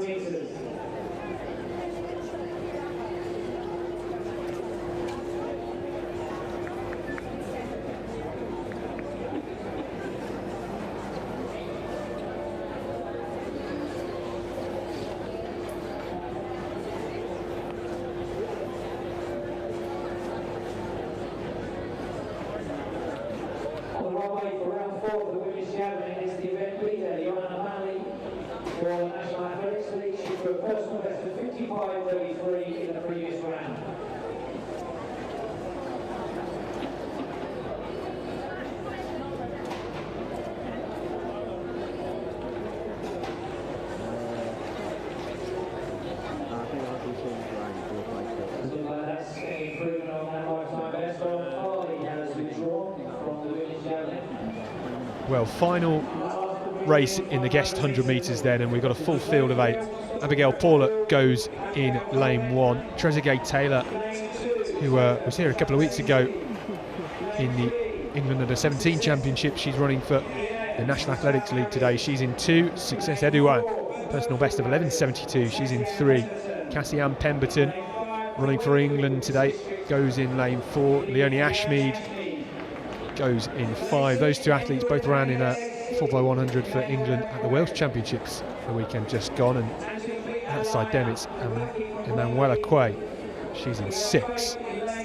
In 7, Faith Akinbeleje, and on the outside Crystal Awua goes in lane 8. Well, Crystal Awua 11.16 lifetime best.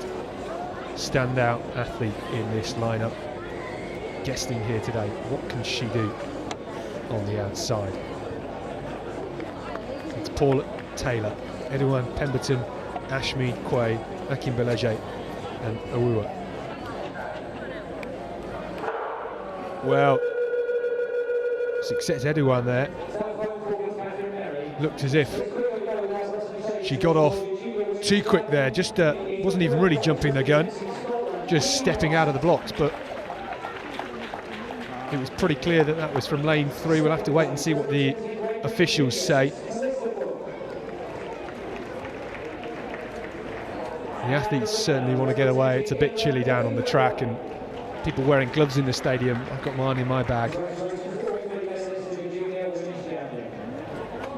Well then, it was a red card for Cassian Pemberton. We'd have to see that again. Surprising, really. Pemberton in lane 4, centre of picture. Yeah, Cassie-Anne Pemberton with the false start. Success Edouin actually reacting off her. They will go for a second time then from the inside. Paula, Taylor, Edouin, Ashmead, Quay, Akinbeleje and Awua. 7 athletes in this lineup. Cleanly away this time. Great start from Trezeguet Taylor in lane 2. Awua on the outside now into a running. Storming down the track, but here comes Success Edouin. Awua on the outside. Looked as if she might have just pulled something coming across the line, and I think it was Success Edouin from lane 3 who got the win. She left it late but came through strongly. Well, that race had a bit of everything, didn't it? False start, maybe a pulled hamstring as well for Crystal Awua. I hope she's all right. Such a talent, great athlete. Personal best of 11.16, but Success Edouin picking up the win in that race. This is the replay then. Keep an eye out for Trezeguet Taylor in lane 2. Got off to an absolute belter of a start, as she always does. Success Edouin, the tall figure in the middle, just began to pull away at the halfway stage, and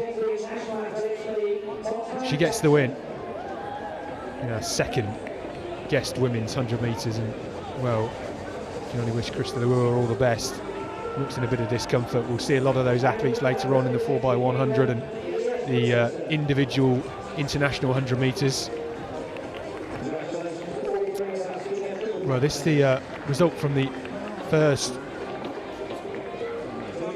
women's guest race. Selena Farrell, 12 seconds flat, just outside her lifetime best. Sarah Malone, 12.02, just the 100th inside her lifetime best. And Alicia Barrett in third with 12.19 seconds.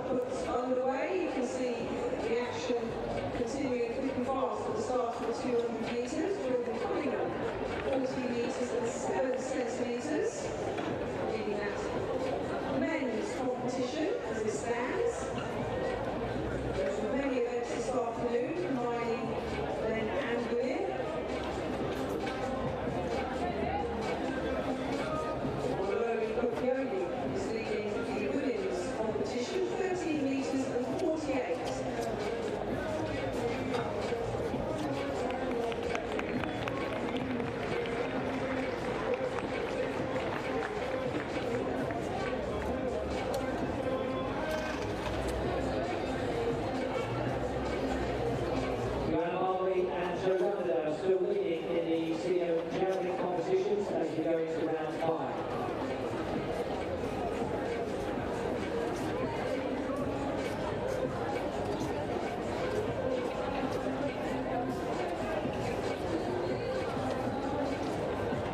So looking to get confirmation of the current height for this high jump.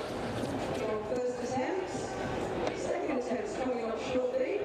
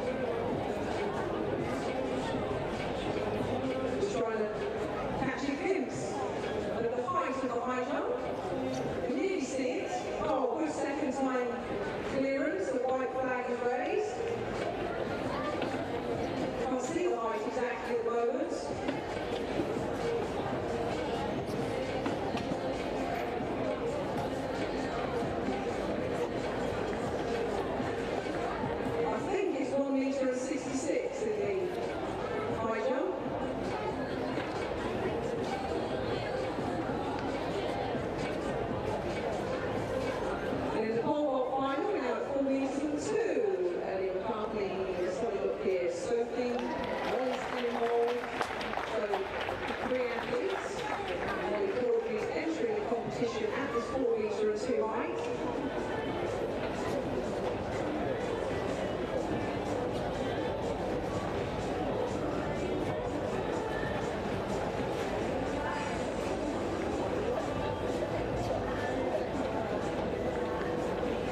This the women's high jump, now well underway. Currently at first time attempt at 1m66.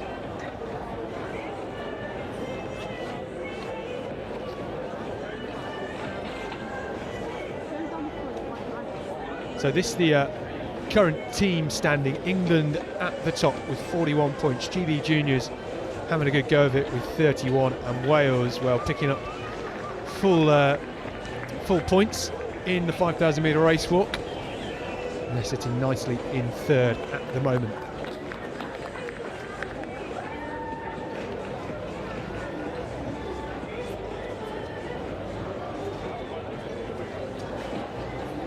The junior shot put competition underway at the moment as we nip back to the senior javelin. This Gareth Crawford, a season's best of 65.85 in the second round. This is final attempt. Well, it lands well over 60 metres. His best just a bit more than his second round attempt, 66.01, his personal best.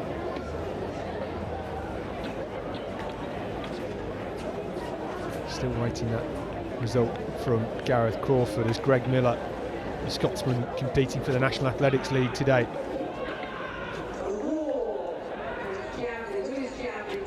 Frustration geeing that one down the field.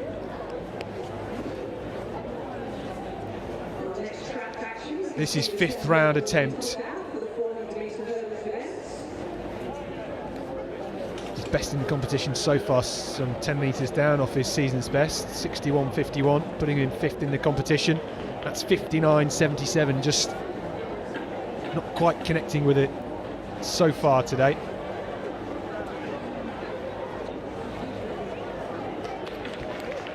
Ollie Caudry in the pole vault, easily over 4 metres and 2 centimetres. Straight to the top of the leaderboard.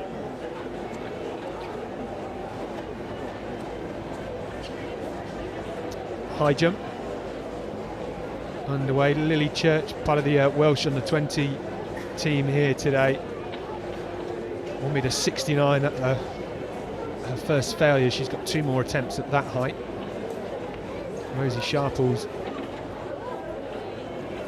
about to get underway with her first attempt at 1m69. Here she is then, Rosie Sharples, part of the Scottish junior team today. Out of their competition with the first time clearance of 1m58. She had to take 2 attempts to get over 1m66. Well, she got enough height, but it was just her heels clipping that one. She's got 2 more attempts.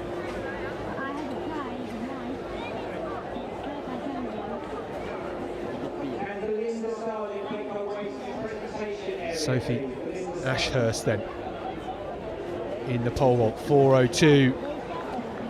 Well, brings that down, and she will have 1 more attempt at this height. The best of 4m21 set this season.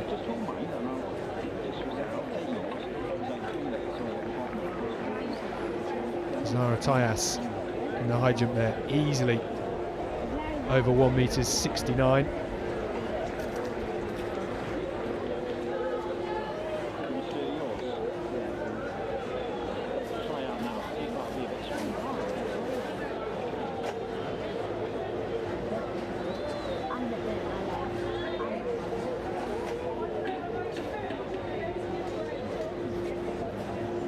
This Hannah Moat.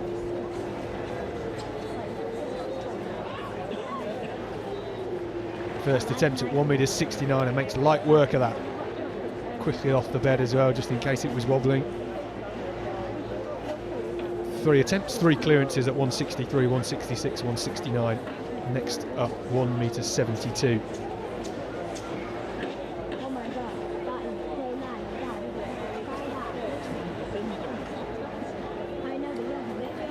It's the javelin in the senior women's competition. Looked to land around 50 metres. That was at GB Juniors Harriet Mortlock. 46.38 in the first round for her. The best of the competition so far.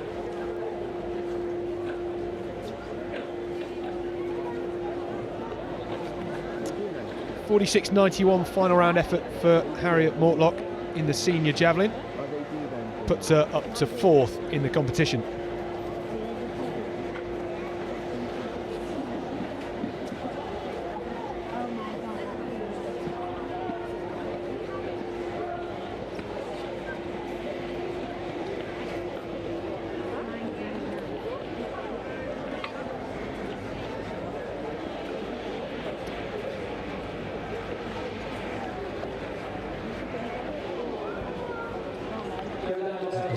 Bernice Coulson in the high jump with her first attempt at 169. The javelin in the senior women's competition, well, that's the current standings.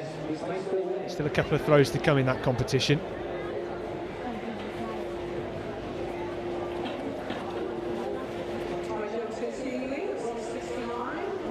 Bethany Mill, her final attempt. 48.28 in the first round, her best so far. Bit of a cheer as she released that one and saw it land. And certainly over 40 metres.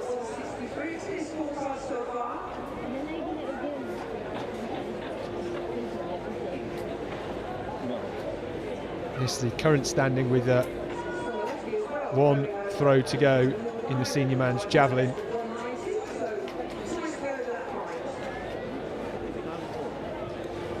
Well, that throw from Bethany Mill, no improvement on her first round effort. 43.16 in the final round. She sits in 3rd. This, though, Freya Jones.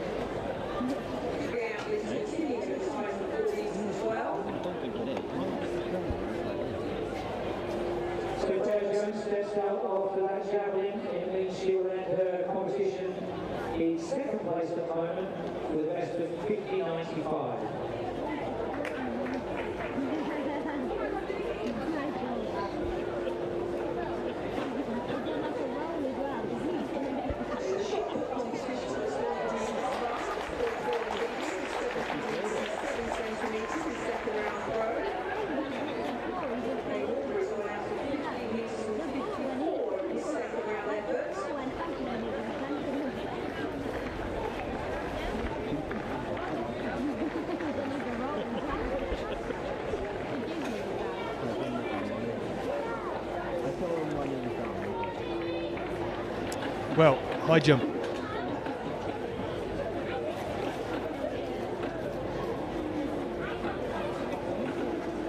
.169. Rosie Sharples there. She got a second time clearance at 166. She's got one more attempt at this height, 1m69.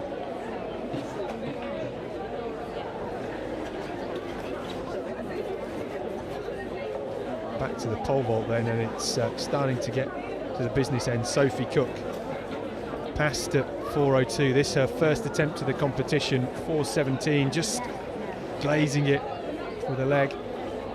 She's got 2 more attempts at this height.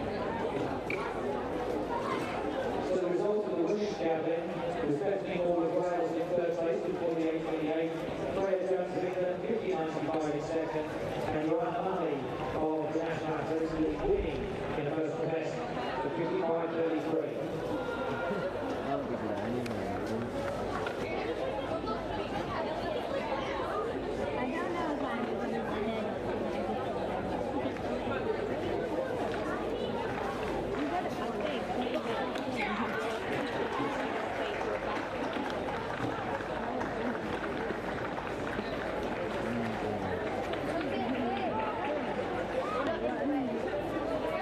Molly Caudry then.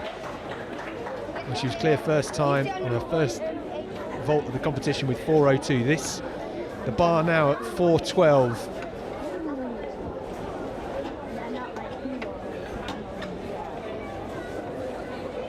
Well, you can see out the corner of my eye, she knocked that one over, so she has 2 more attempts at 4 metres 12. The only athlete clear at this height, Ellie Mccartney.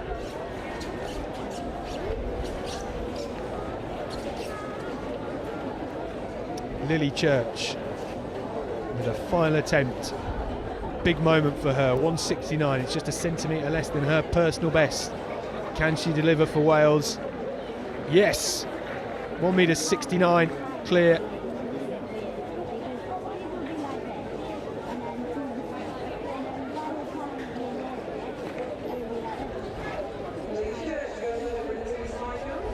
Well, it's the men's javelin.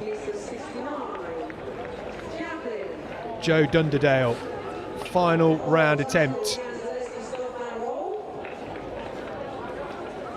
Well, it's a clean throw. His best is 72-78. Connected that nicely, and we're just trying to wait for the score. He fouled the previous 2 attempts. He is leading the competition quite confidently, but that final round attempt for Joe Dunderdale, 68-85. No better than his best so far. I don't often see it, but a bit of a run through for Rosie Sharples. She will get another attempt as long as she doesn't cross the line of the mark. This Rosie Sharples, her final attempt at 1:69. She's jumped 1:72, her personal best this season. 1:69 it is for Rosie Sharples. She'll move to the next height, a 1:72, which would equal her lifetime best.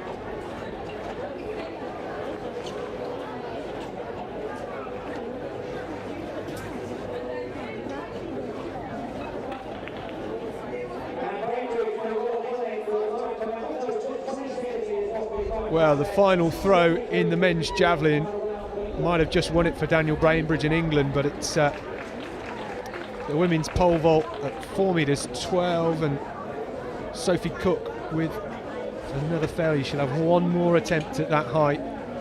It's her opening height of the competition. Well, Daniel Bainbridge, this was a superb throw in the final round. 73-53, just 20 centimetres off his lifetime best. He knew it was good. It was almost a metre beyond Joe Dunderdale. I think he thought it might have been a personal best, but full points for England in the men's javelin then. Well, we've got the junior 400 metre hurdles on track now, and Molly Caudry just having a go at 4 metres, and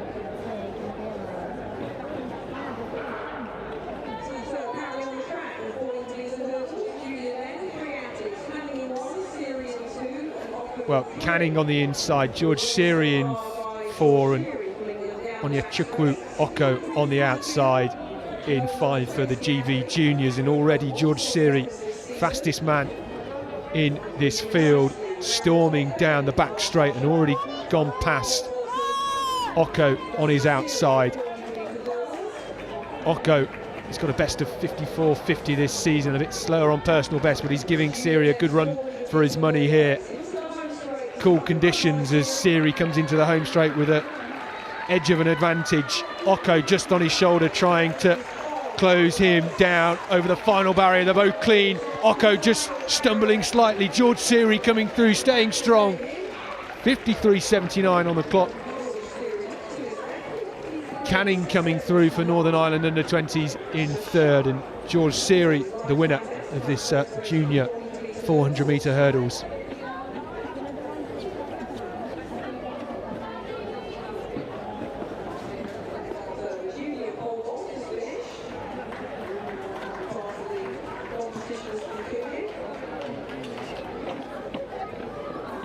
well, Rosie Sharples then.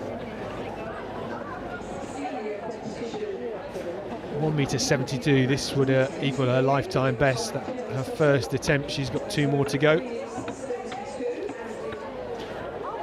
Sophie Cook in the pole vault, 4:12, just came down on it. She got so much height over the bar. Well, not her day. Doesn't record a mark here, and England will go without points in the pole vault. Molly Caudry has 1 more attempt at that height. We'll keep an eye out for that.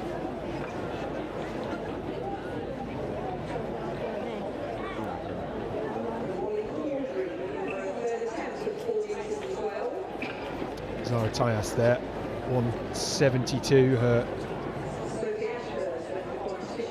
first attempt.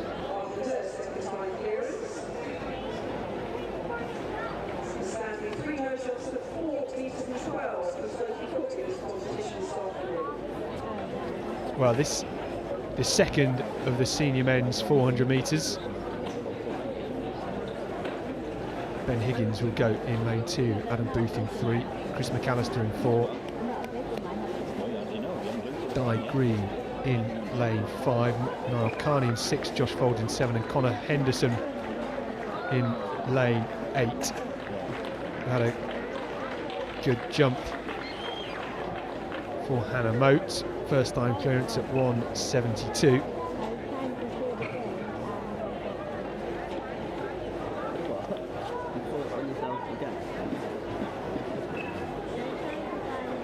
Molly Caudry, 4m12, just clipping that with her foot. She got more than enough height, and well, that's the end of her competition. The only athlete left to go is Northern Ireland's Ellie Mccartney, and she will be going up to PB height next.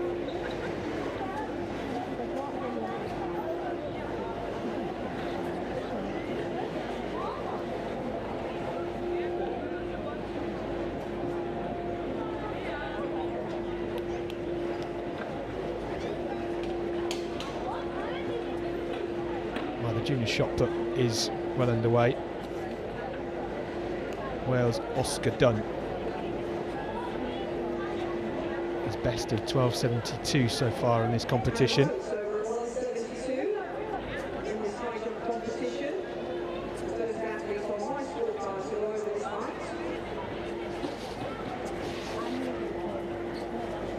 We'll have the senior shot put later on. National Athletics League athlete Pippa Rogan there, clear first time at 1m72.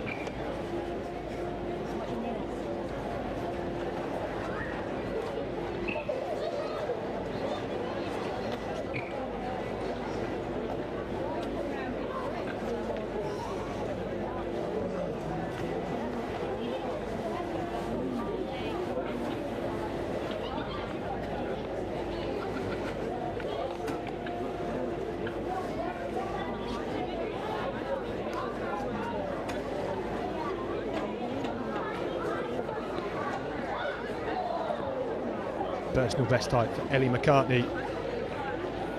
Well, she will have 2 more attempts at 4m20. The only athlete left in this competition.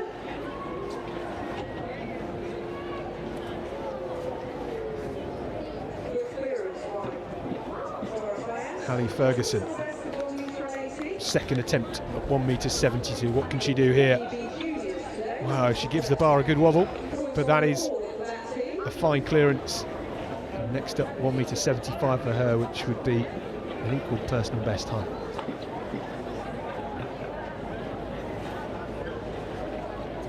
So let's just quickly spin through the lineup for this CMS final we get a hurdle race. In lane 2 is the England under-23 bronze medalist Ben Higgins. In lane 3 is the 4th European Kane Aubrey in the shot put then. England under-20 competitor, 15.54 in the second round. This is 5th attempt.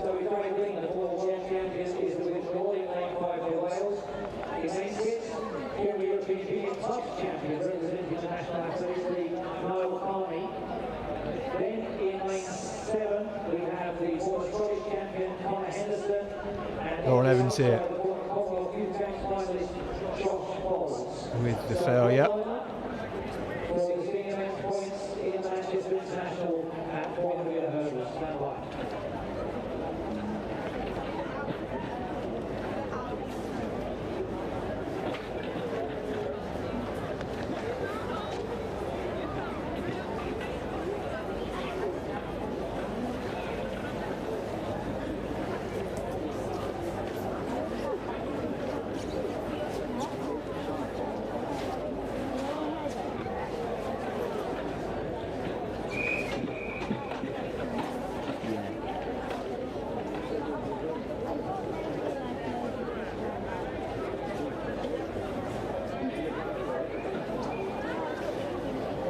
One athlete left in that women's pole vault. We'll come back to that with Ellie Mccartney in just a couple of minutes' time, but we've got our second of the men's 400-metre hurdles being called to their blocks. It's Ben Higgins going in 2, Adam Booth in 3, Chris McAllister in 4, Di Green does not start in 5, Niall Carney in 6, Josh Folds in 7, and Connor Henderson going in lane 8.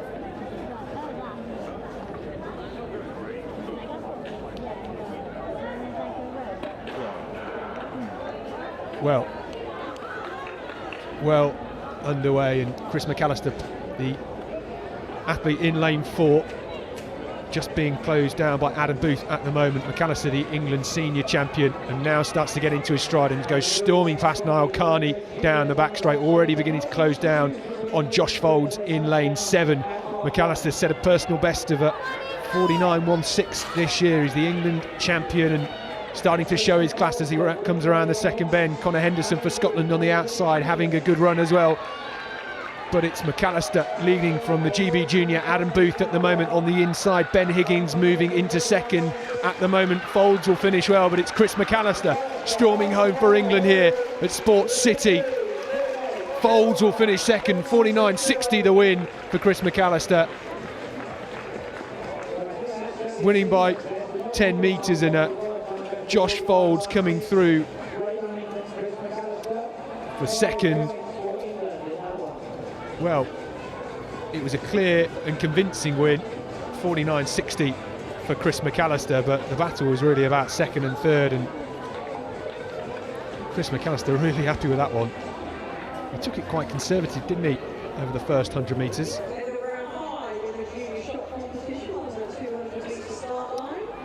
Adam Booth, the GB Junior, doing well. I think he just got edged out for third, but Steve is trackside, but it's we're going to catch up with Chris McAllister in just a minute. That 400-metre hurdles is a bit of a killer event, and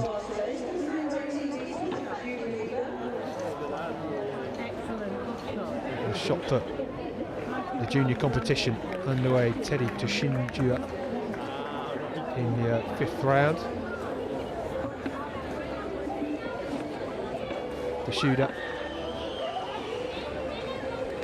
trying to get close to that 14-metre mark. The junior competition currently being led by Omalola Kripinye with 13 metres 83, but it's a big throw, 13.90 to take pole position for Teddy Toshuda.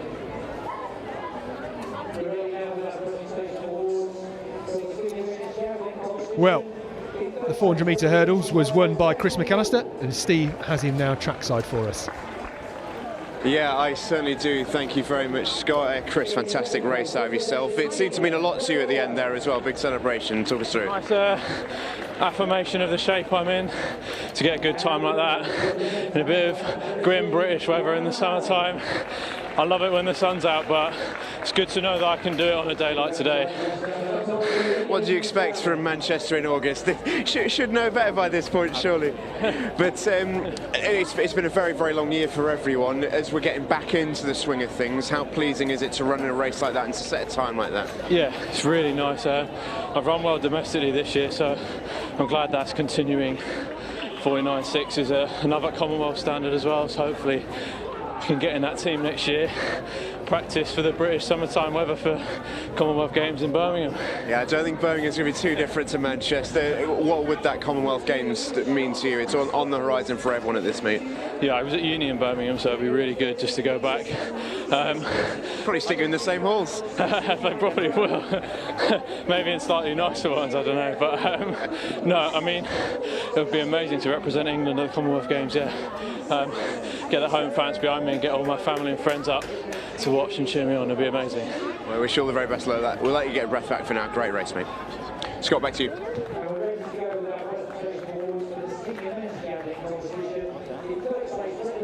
High jump then, still at 1m72, and unfortunately that is a third time failure for Rosie Sharples.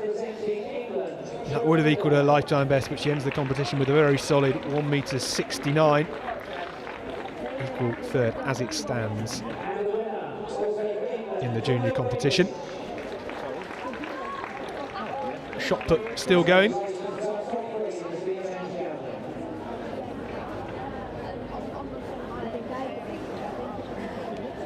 Kane Aubrey, he's got a best of 15.73 from the previous round. This is last attempt then.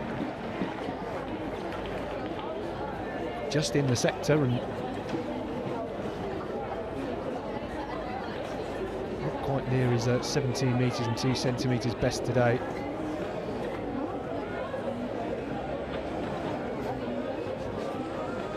Well, we're sticking with the 400 metre hurdles theme because the junior edition is up next.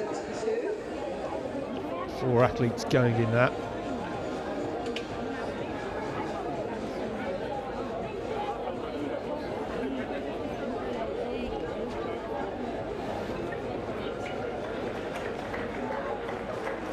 Jordan Cunningham for GB Juniors.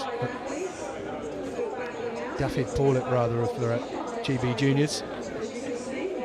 Personal best in the 4th round of 17.76. Well, this is it then in the women's pole vault. The only athlete left, Ellie Mccartney from Northern Ireland. Bit of a different attempt at 4:20. This would be a big personal best for her. And that is her third failure at 4m20. But a great competition from her. Clean at 4:12. I'm sure that 4m20 will come. And she takes 4 points for Northern Ireland, and that will be a much needed boost to their tally in the points table.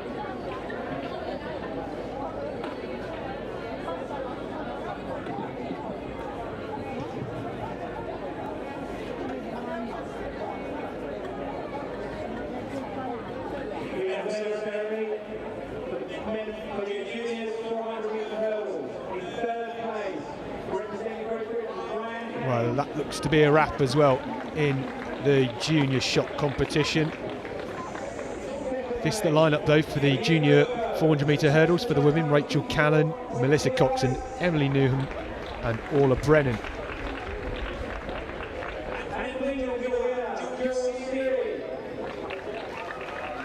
I'll bring you that race in just a minute's time. The athletes still getting their blocks set up, and it's, I will be very honest, it's bitterly cold here in Manchester. There are people wearing hats and gloves in August.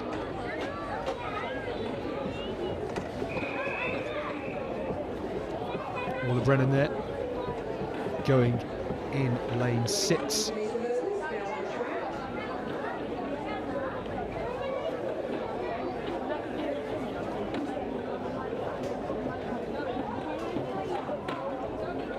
Very calm looking Emily Newham.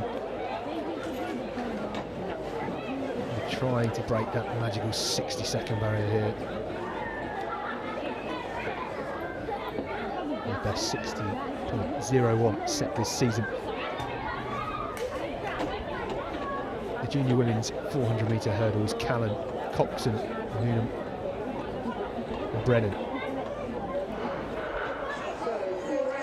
Well, the fastest, keep an eye out from lane 5 for Newham, and already she's starting to close the gap on Orla Brennan outside of her. Melissa Coxon, the England under 20 athlete, making a go of it in these opening few barriers, and it's the two in the middle starting to surge away, very relaxed looking down the back straight. On the inside now, Rachel Callan from Scotland just having a bit of a surge as they get to the halfway point, and Callan has the edge at halfway. Newham starting to fade a little bit perhaps, and it's these two, Callan and Newham, from lanes 3 and 5 that start to pull away. Callan on the inside for Scotland under 20s then. Penultimate barrier, takes it cleanly, great technique. Newham just fading slightly on the outside. Brennan coming through strongly in third. A bit of a stutter from Rachel Callan, but she grits her teeth, digs deep.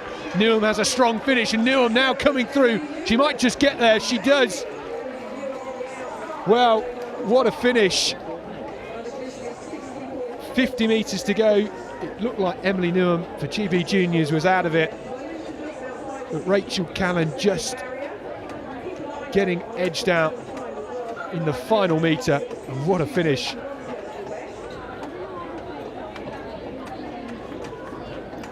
The two athletes, I don't think Rachel Callan expected to get caught on the line like that. I don't think Emily Newham perhaps thought she would be there in that position, and Rachel Callan, her best of 62.21 seconds would be a huge personal best for her in second. This was coming up to the final barrier. It's, well, 5 or 6 metres. It's huge. A bit of a stutter from Callan, but the long striding Emily Newham coming through like a fighter jet and just dipping over the line in that final metres. 60.46 seconds the time then, and it could be a huge personal best for Emily Newham, for Rachel Callan in second place. We'll keep an eye out for that result when we get it.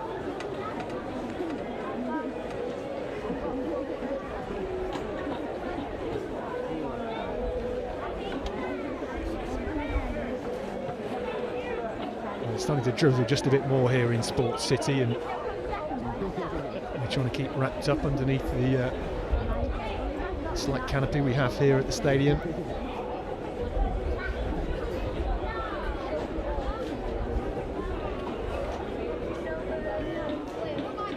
We've still got one more 400 metre hurdles to come in the senior competition in just a few minutes time, and well, we've got our winner of the junior race, Emily Newham. Trackside now is Steve. Yeah, we certainly do. Well, what a race. Emily, that was some finish, wasn't it? You left it a little bit late, got there in the end. How do you feel? Yeah, I feel good. It obviously wasn't the best time that I've done, but it was a good race, and obviously the weather hasn't really helped it, but it was good and I'm happy with how it went. Races like these in these conditions don't tend to be about times. It's about your tactics. It's about grinding it out sometimes.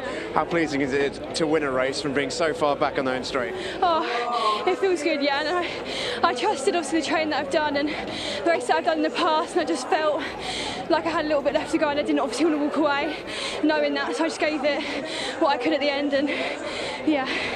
Well, you've got the gold for today. Congratulations. Thank you, thank you. Scott, it's back to you, mate.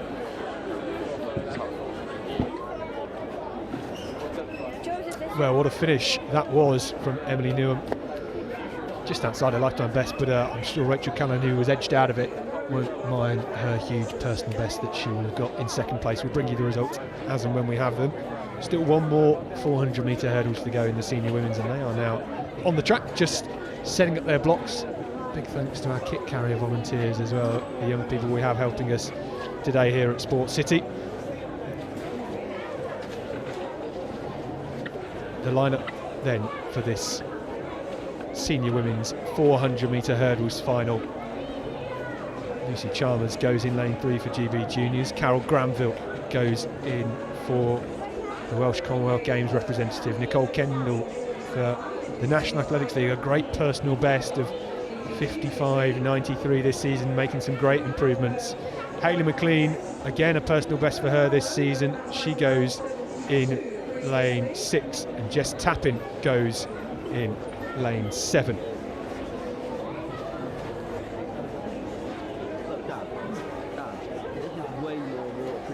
Well, could be a close finish here.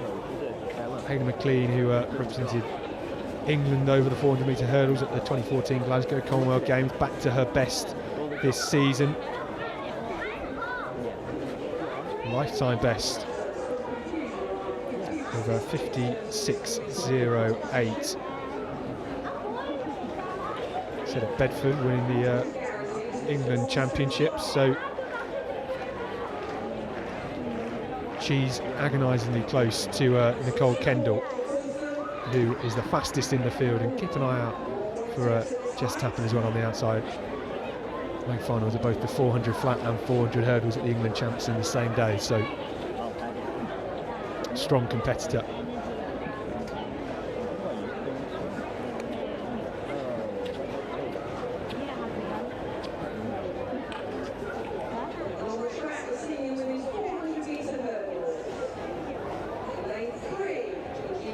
It's the latest points table then. England currently edging it from GB Juniors, 49 points to 42. Wales in third with 28 points, and Northern Ireland with a full set of points from the women's pole vault, bringing up the rear in sixth.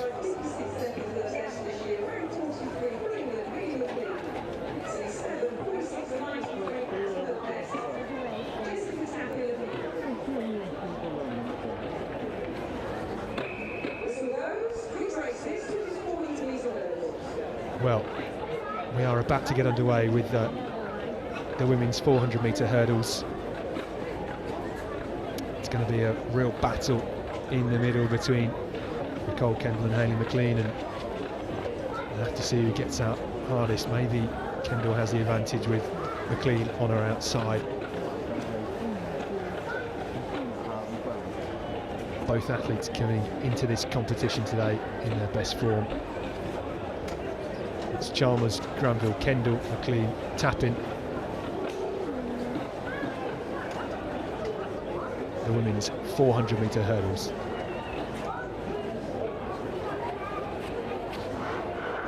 Cleanly away, Granville looked to get off to an absolute bolter of a start, but that is the recall gun. Oh yeah, not often that is something you get in the 400 metre hurdles, but only 5 athletes in this. Maybe we'll be down to 4. We shall wait and see what the judges are showing. Here's the replay.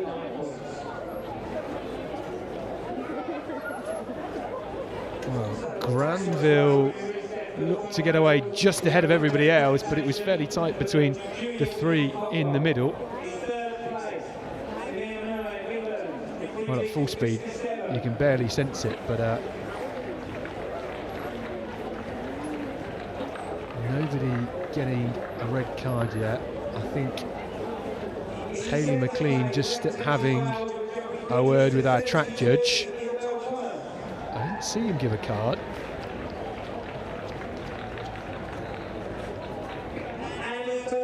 This, the replay once again. Looks like maybe a bit of a readjustment in the set position from Hayley Mclean before they called the gun. So we still have a full field. Interesting to see what sort of result they're going to give out of this. They are in front of our commentary position here, just having a bit of a word with the starter. Unfortunately, just a bit too far away to find out what they're saying.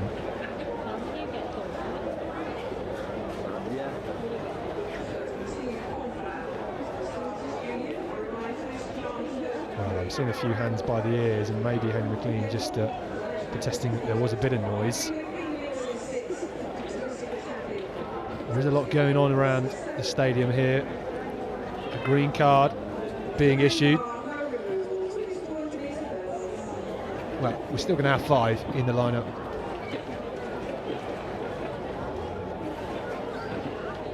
So the second time of asking, and green card, just a technical fault, bit of a generic warning. So for the second time of asking, Chalmers in 3, Granville in 4, Kendall in 5, Mclean in 6, Tappan in 7. The women's 400 metre hurdles. No issues this time, and Mclean rapid out of the blocks already. Has her sights set on Tutton on the outside. And Mclean has a big lead as they come into the 3rd barrier. Kendall got a bit of work to do. Her and Granville stride for stride at the moment as they go down the back straight. Mclean just settling into her running a bit now as they get to the halfway point, and Kendall starting to surge away from Granville in 4. Mclean leading, Kendall in 2nd, Granville in 3rd on the outside. Tapping going well, just being edged out by Granville. Mclean leading as they come into the home straight. Kendall trying to close the gap as they approach the final barrier. Tapping doing well, surging through in 3rd. Granville just fading slightly. It's neck and neck as you would expect. Kendall just edging it, striding towards the line. Mclean being edged out of it. 56.78 on the clock. Well, a race of 2 halves.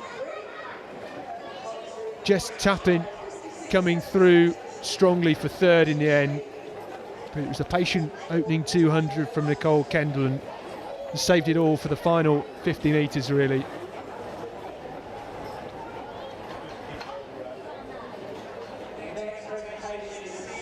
Well, the 400 metre hurdles is a killer event, and you can just see from the athletes at the finish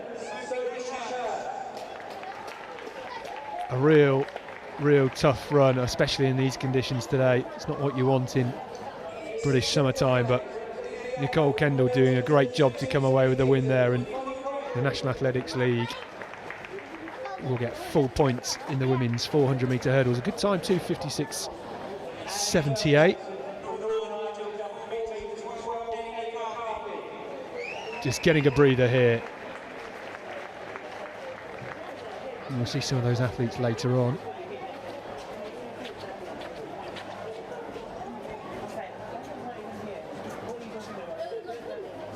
Well, this is the current standing in the women's high jump.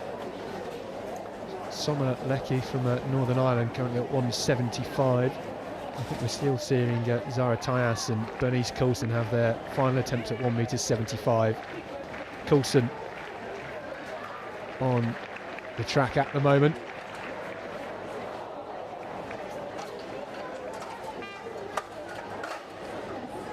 Well, Nicole Kendall, our winner of the women's 400 metre hurdles, is now trackside with Steve. Yeah, she certainly is. Nicole, big congratulations. That is a grueler of an event at the best of times, especially in those conditions. How did you find it out there? I think obviously it's a bit colder, a bit more windy than obviously we would like, but I think on days like today you just run to win. It's just about getting points, and happy to get points for the team, which is all what today's about, really. So yeah, obviously I know people may think they're disappointed with the time, but I'm so happy with that time, honestly. Like, it's another 56. As I say, it's cold, it's windy. I absolutely whacked a hurdle on the back straight and I was dying on the home straight, but no, I got the job done today. It's all good. I just spoke to one of the juniors who won her race and said a similar thing, in that sometimes on conditions like today it's just about throwing the time out the window and testing other things. And what do you feel you took out of the race today in that sense? I think that you can still deliver when conditions aren't that great, because it's something that Alison Felix, they once said, like, it's so easy to run well when everything's going your way, but when you're tested, how do you perform? And so today we're tested against these conditions, and yeah, so you just got to grit your teeth, keep your form, and yeah, don't chase times because it will never happen. Just relax and enjoy it. So yeah. Did you enjoy that? I love it so much. I love this event. I love it. So. Well, we loved watching, Nicole. Congratulations. Thank you very much. Thank you.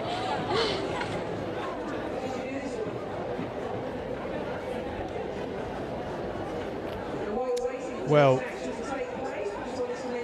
we are not done yet. Still almost 6 hours of competition to come here at the Manchester International. The conditions, well, the rain is coming and going. It's drizzly and it's not very nice.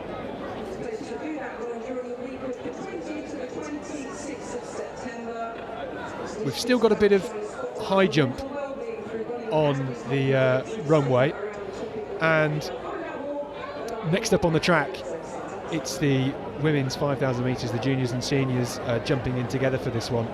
We've already had the 5,000 metre race walk earlier on, which saw some good competition and maximum points for Wales.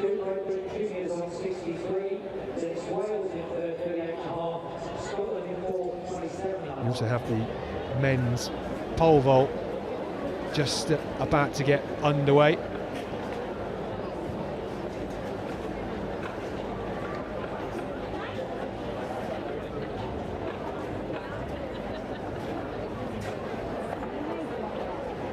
Let's take a look at the start list for this women's 5,000 metres. They are down towards the backstroke. We've got obviously two categories, the juniors and women's. The athletes in the women's, Phoebe Anderson, Megan Key, Pippa Rossler and Caitlin Shepherd for the GB juniors.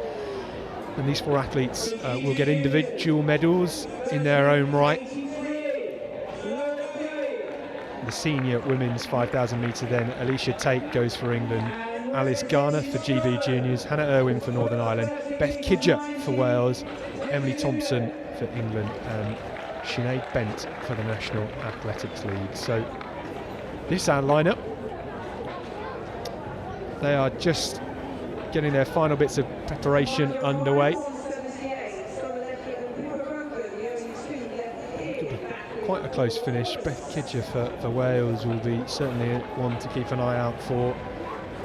Under 16 minutes this year, 15 minutes 53. But let's take a look at the schedule for the next half an hour or so, because we've had our sort of opening induction to the field events, but there's plenty more to come. Well, after these 5,000 metre women's races, we've got the 400 metre heats, and we've got two for the junior men and women and two for the seniors. The Hammer are now edging their way towards the cage and just starting to get their warm-up throws underway. Fortunately there's no rain, because it can make it very, very dangerous and difficult in that Hammer circle. Fortunately the sponges and wet vacs haven't come out yet. After that, after 4 o'clock, we get to the middle distance action in the 1,500 metres, and then the pole vault getting underway in an hour's time, but the men are starting to get their warm-up underway for that one. I think they may have been called out early, but we are underway with the women's 5,000 metres. 12 and a half laps of the track. I'd like to say Steve has come down from a bit of a soggy track to the slightly less soggy commentary box. Steve, enjoying yourself today at the Manchester International? I am now. I'm dry. It is grim conditions out there, let me tell you. It's something I'd probably rather be running in than stood at the finish line waiting for them, although I wouldn't want to be running the 400 hurdles in it, put it that way. Yeah, dangerous event in the rain, certainly, and the athletes seem to be enjoying themselves though, no matter what, which is good to see. Yeah, I think from an athletics and from an athlete standpoint, any competition you can get at this stage is so welcome. You're never going to sniff at even a grey, wet and cold August in Manchester. It's just, I think from a sporting standpoint, these young athletes, these top athletes have all had something, what it's taken away. They know what it's like not to have it. I think there's a little bit maybe less taking for granted of it certainly this year. Might start to suffer again in 2022, who knows. You never know, but I'm amazed just looking around Sport City here at the amount of fans, friends and family and loved ones that are here watching as well. It's great to have so many supporters, particularly on a Wednesday as well. You wouldn't think there'd be many people here, but there are a lot of people watching, which you may not be able to appreciate from our camera pictures, but it's good to see. Yeah, no great surprise to see the 5K group all sticking together, seniors and juniors sticking all as one. I think what's been a really refreshing thing to see is, I know it's a little bit convoluted and a little bit complicated, this competition, but when they put them all together, it all starts to make sense, doesn't it?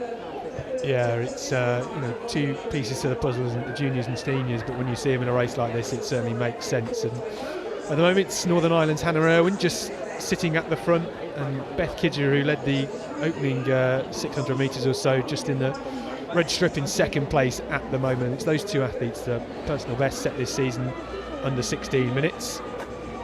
Well, as you would expect. Look at that, the bike cam. It's like being at the Tour de France. It just goes to show, doesn't it? A lot of people perhaps don't put respect on some of the athletes running in these sorts of competitions, but they are running as fast as our man is cycling, and it just goes. And he's to show got electric to help him as well. he's got an energy booster battery as well. That certainly helps. So they are moving at pace here in the women's 5,000. Irwin still at the front. They're all bunched together, and nobody really trying to stretch this one out. The juniors maybe getting a bit of a lesson in tactics and pacing here from Kidger and Irwin. Both of them just taking, a bit of the weight at the front. Well, that's it, isn't it? I think what a special thing is about a meet like this is we'd all love to be watching athletics in 25 degrees and sunshine. Don't get me wrong, especially to be sat in the stands commentating on it.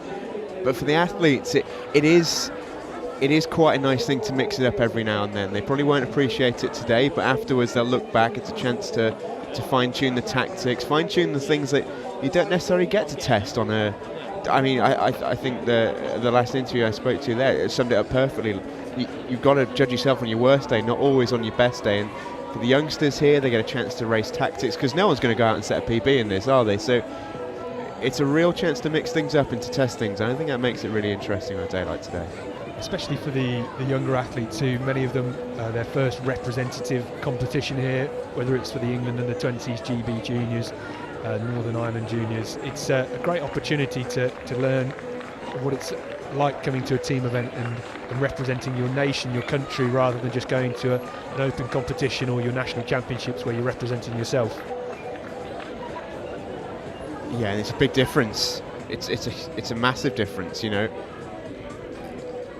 Athletics can be such an individual sport, but when you throw that element of the team into it, it does change. That's a cracking shot, isn't it, of our girls nailing it round another lap. Coming up past the 5-minute mark now.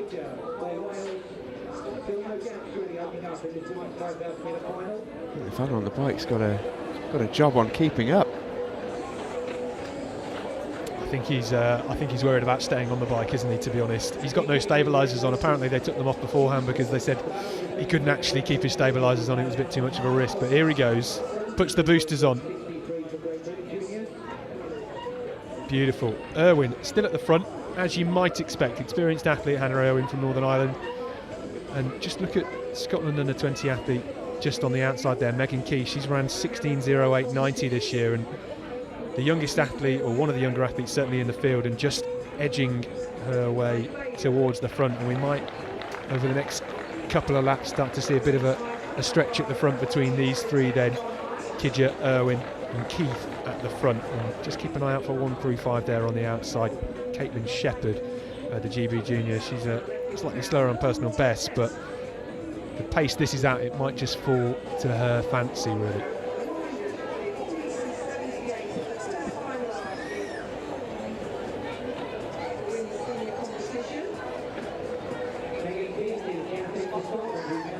Well, Irwin at the front, leading things still, and our cyclist on the bike, our man on the wheel, is just having to navigate his way through the blocks. We've decided to put a few obstacles out. We're going to stick some hurdles out as we get towards the end of this race as well.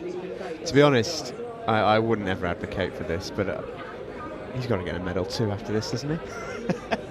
Yeah, you never know. There might be a few going spare. We're just doing a bit of duathlon at the same time, so you have to cycle and run, at the same time. It'd be very, very interesting to see how it will go. It's a great shot in amongst the action there. You can see how congested it is in there. Got to try and keep your stride patterns consistent, trying to get caught up in the pack. Well, we saw it at the Tokyo Olympics, didn't we? Sifan Hassan doing this tremendous triple, 2 golds in the 5,000 and 10,000, but in the heats of the 1,500 getting tripped, getting back to her feet and storming to the front and winning it. So you have to be light on your toes and have quite quite strong confidence, I think, in yourself to be able to battle back from adversity in a race like that. It constantly amazes me it doesn't happen more, honestly. Especially at the top level when, you know, no change is given whatsoever in a race. It does amaze me there isn't more athletes hitting the deck.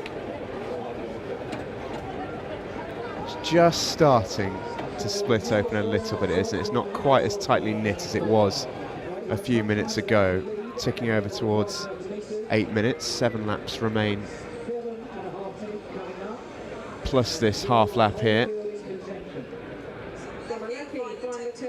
Well, we are almost at the halfway point, and with these sort of championship style races, you don't often see somebody doing a long run from home. No matter how much talk of magic spikes and magic tracks, this is a championship event really, and the athletes won't be trying to expose themselves, especially in these conditions as well. It's difficult to do front running, but Hannah Irwin, who has done, well, 5 laps really of front running, it's a good spectacle so far, and Kidger just tucking in third at the moment. Hannah Irwin's run really well this year, season's best and personal best in 2021. This should impress me across all sports, not just athletics, but how these guys and girls have still maintained levels in the last 18 months to be able to come out in 2021 and still be on track, still be setting PBs, season's best. It's extraordinary to me as an outsider looking in, and I know all the work that's gone in very much behind closed doors, but there's a lot of work that couldn't be done in 2020.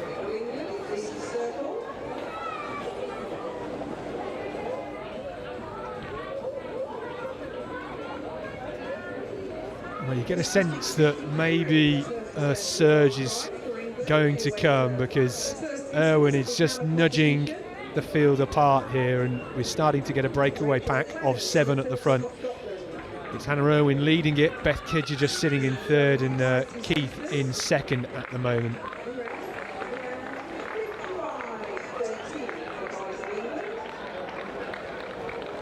I get a feeling that it's going to be a sprint finish at the end of this women's 5,000 metres. Oh, I think that's inevitable. I think that is absolutely inevitable. Some of the juniors just starting to be left behind. That's no great surprise as we enter the final 5 laps of this one.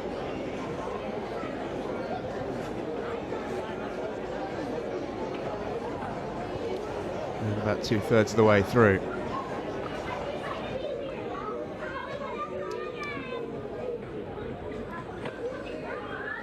Kidger just moving up to second place. She'll want to sit on the shoulder, ready to strike if Hannah Irwin decides to go. Which is where those tactics start to come into play, never more so in the 5,000 metres. Well, we've often seen at major championships how they can unravel over the final 400 metres. You never know what's going to happen, but they are starting to stretch this one out, and a few of the younger athletes just dripping off the back, and Irwin controlling this one at the front, and Kidger looking comfortable at the moment as well. It's metronomic, isn't it, from Hannah Irwin of Northern Ireland. I don't think she realises perhaps that anybody else is in this race with her, because she's been at the front for so long. It's sometimes, isn't it, the best way to do it. If you're feeling strong, you're feeling confident, back yourself.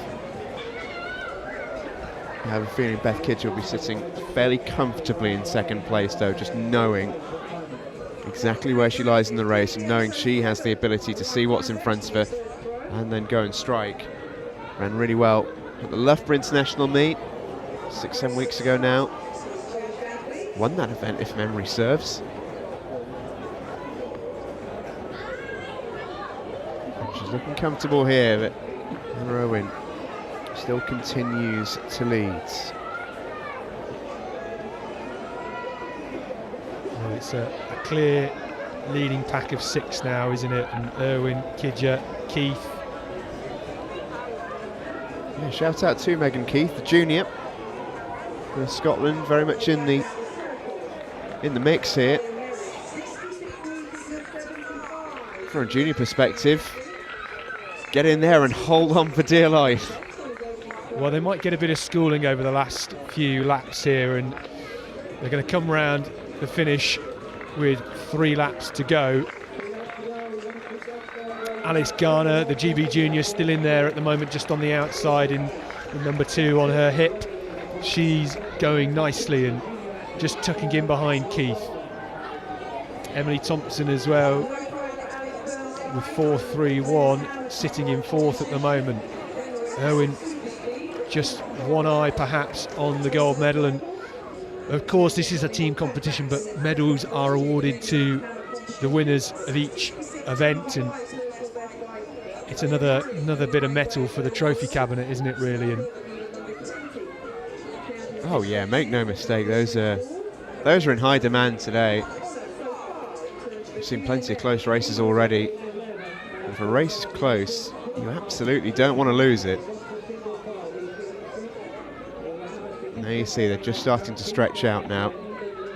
I'm really impressed by the young Scottish girl in 3, but can she last the course? Can she stay with Hannah Owen and Beth Kidger? It's a big ask from here as we approach the final 800 metres.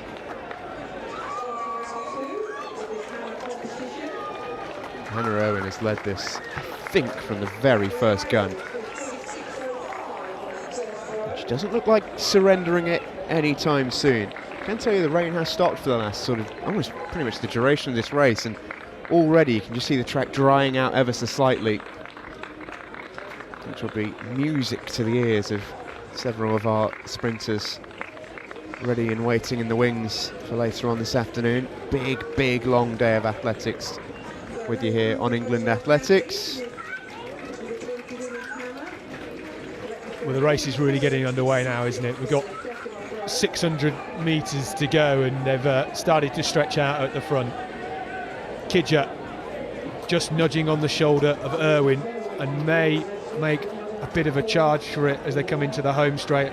Will we see a long run from home? Difficult to do. Has Kidger got it in the locker? Well, she's fastest on paper by over 3 seconds. She's got the ability, but can the Welsh athlete come home with maximum points here today? Keith, she's still in there, isn't she, in 3rd, and Thompson just sitting behind her in 4th, and now here we go, Kidger getting to the front as they come through for the belt. Yeah, for the first time in the race we have a new leader. Beth Kidger takes the front, and I'll tell you what, we talked about being impressed with Megan Keith. She's giving it a little bit of a go as well. What a performance this is from the junior. It's the leading 4 who will duke it out now for the gold medal. Beth Kidger in prime position, then Irwin, then Keith, then Thompson. Kidger stretching it out. Goodness me, Anna Keith's having a great run. Can she last the course? She's been asked the question, and I'm not saying she's not got the answer, but we're about to find out. Superb performance this from the young Scottish athlete, but Beth Kidger going to bring this one home down the home straight. Timed it to perfection, and she's going to take the victory here in Manchester. Beth Kidger opens the gates up and strides for home. It's gold for Wales, silver for Scotland, and bronze for Northern Ireland and Hannah Owen. Well, Beth Kidger, amazing race, but I tell you what, quite a bit to be said for the young Scots athlete there, Megan Keith.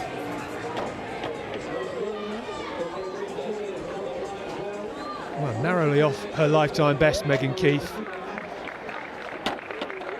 What a fantastic finish. She's got some speed in her locker.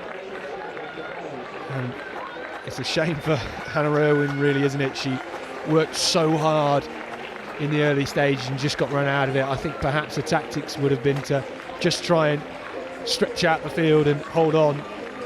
But in the end, didn't quite have enough come the final 400 metres. Our winner, though, Beth Kidger for Wales, and she'll be delighted with that.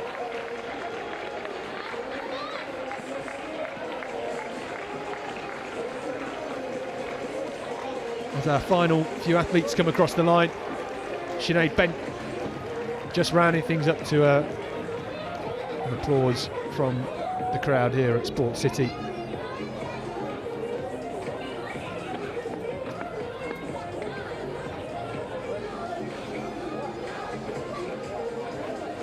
Well, Beth Kidger just trying to get some warmth because it is very bitterly cold. I'm sure that 5,000 metres will have put a bit of heat in the tank, but they do need to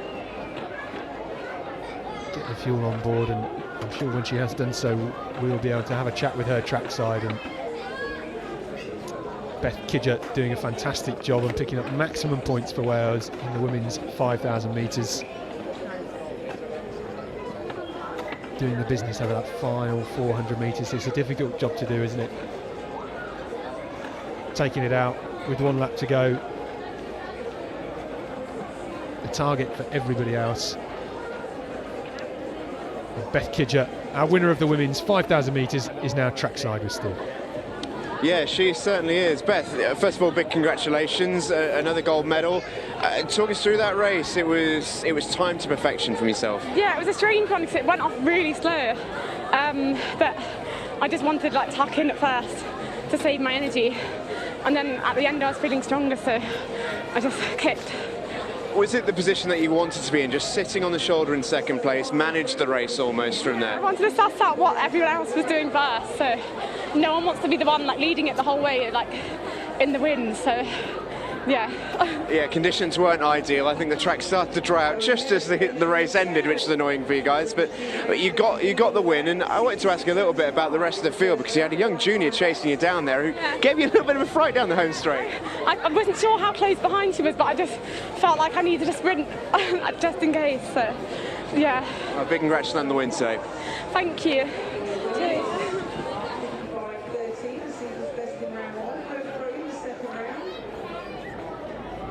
Well, great to hear from Beth Kidger taking full points for Wales in the women's 5,000 metres.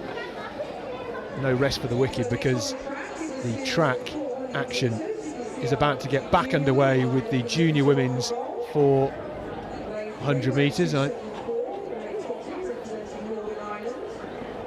is the lineup for this junior women's 400 metres. We'll come with the race in a second. Renee Crotty, Gemma Jones, Rebecca Grieve and Nia Riley.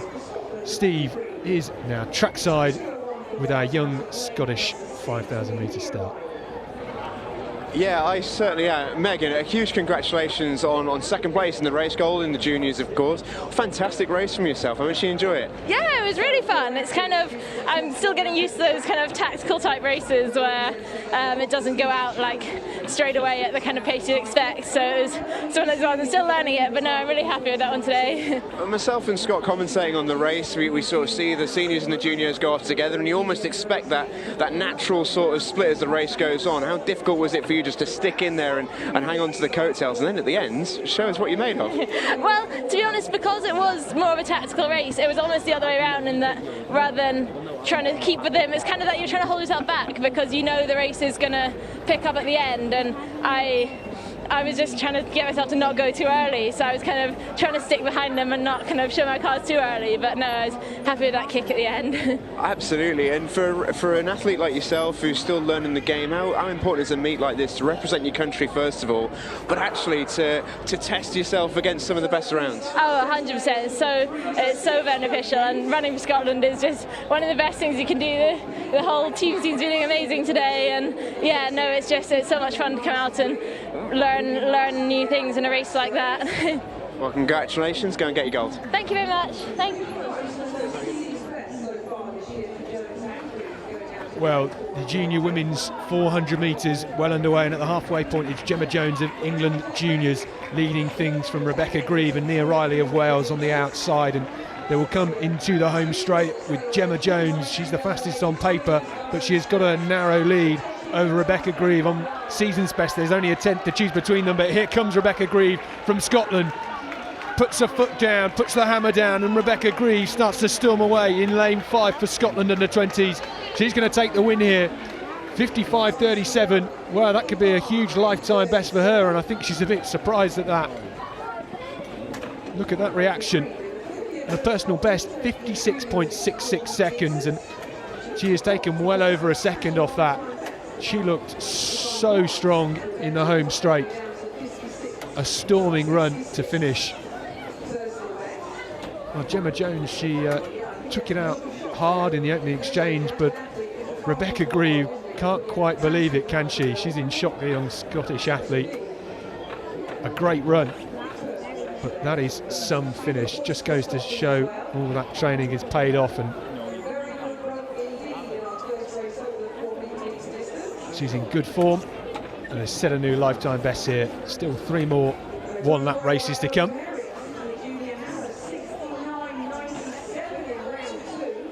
Well, Rebecca Grieve, a huge lifetime best, 55.37 on the clock.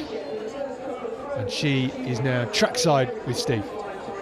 Yeah, thank you very much, Scott. I believe the words that you mouthed as you crossed the line there, Rebecca. Oh my God, that was not expected, but what a performance. How happy are you right now? I'm so happy. I was not expecting anywhere near that time. To be honest, that's like 1.3 second PB. Oh my God. I'm just in shock right now. In conditions like this as well, that's some going. Were the signs there in training that something might have been on the horizon? Or? I mean, there was, but nothing like that. I'm just so happy. Oh, look, congratulations on an amazing performance. Going to let you get your thoughts together and go get your gold. Thank you. Thanks so much.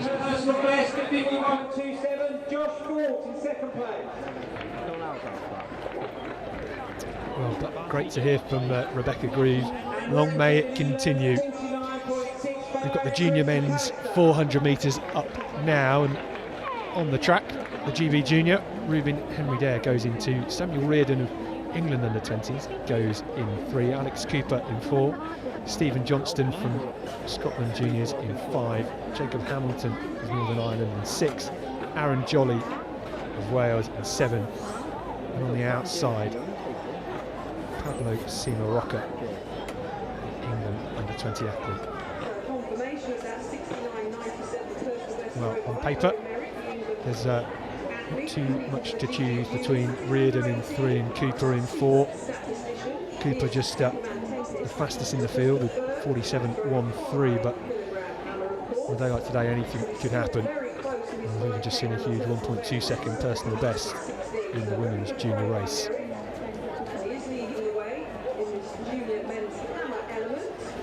We still have 2 more 400s to come after this.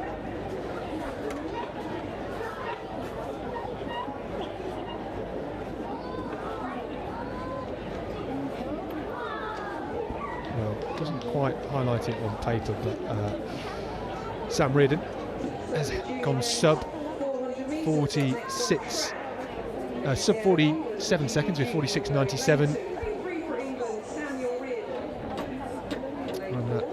Just a few days ago in Blackheath, a great run, a great race actually from him on home soil. Pretty nifty over the 800 metres as well. Gold medalist in the 4x400 at European Juniors earlier this year. So Sam Reardon and Alex Cooper, the guys to keep a lookout for.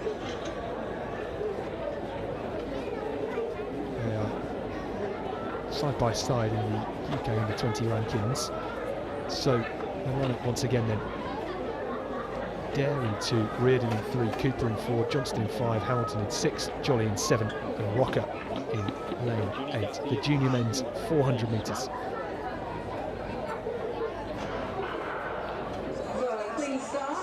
Well, already you can see Aaron Jolly in the red of Wales in lane 7, starting to close the gap on Rocker, and he's really gone for this. But look at Reardon and Cooper, the 2 athletes from lanes 3 and 4, and especially the tall figure of Alex Cooper in the middle of picture number 422, just striding away from Reardon slightly, and has already gone past Stephen Johnston and Hamilton. And as we come into the home straight, it's going to be a narrow lead for Cooper. Cooper just edging this one. Reardon's got a bit of work to do. The sub 47 second man now begins to put the afterburners on, and look at Sam Reardon come through so strongly now.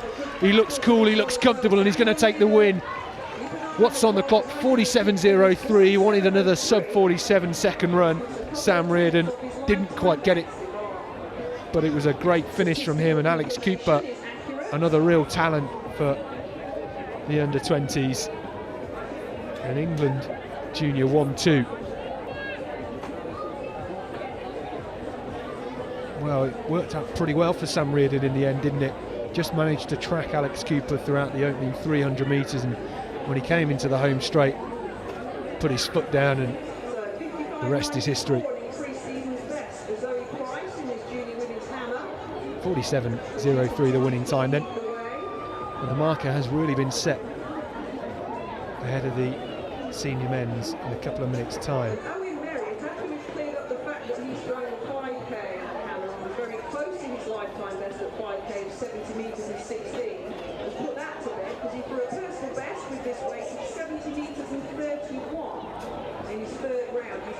Well, this is the current points tally then. England seniors still leading, 90 points on the tally for them. GB juniors just 9 behind with 81, and somewhere ahead of Wales, who certainly welcome that win from Beth Kidger in the women's 5,000 metres. Next medal presentation is the women's 400 metre hurdle. In third place, representing England, Orla Brennan.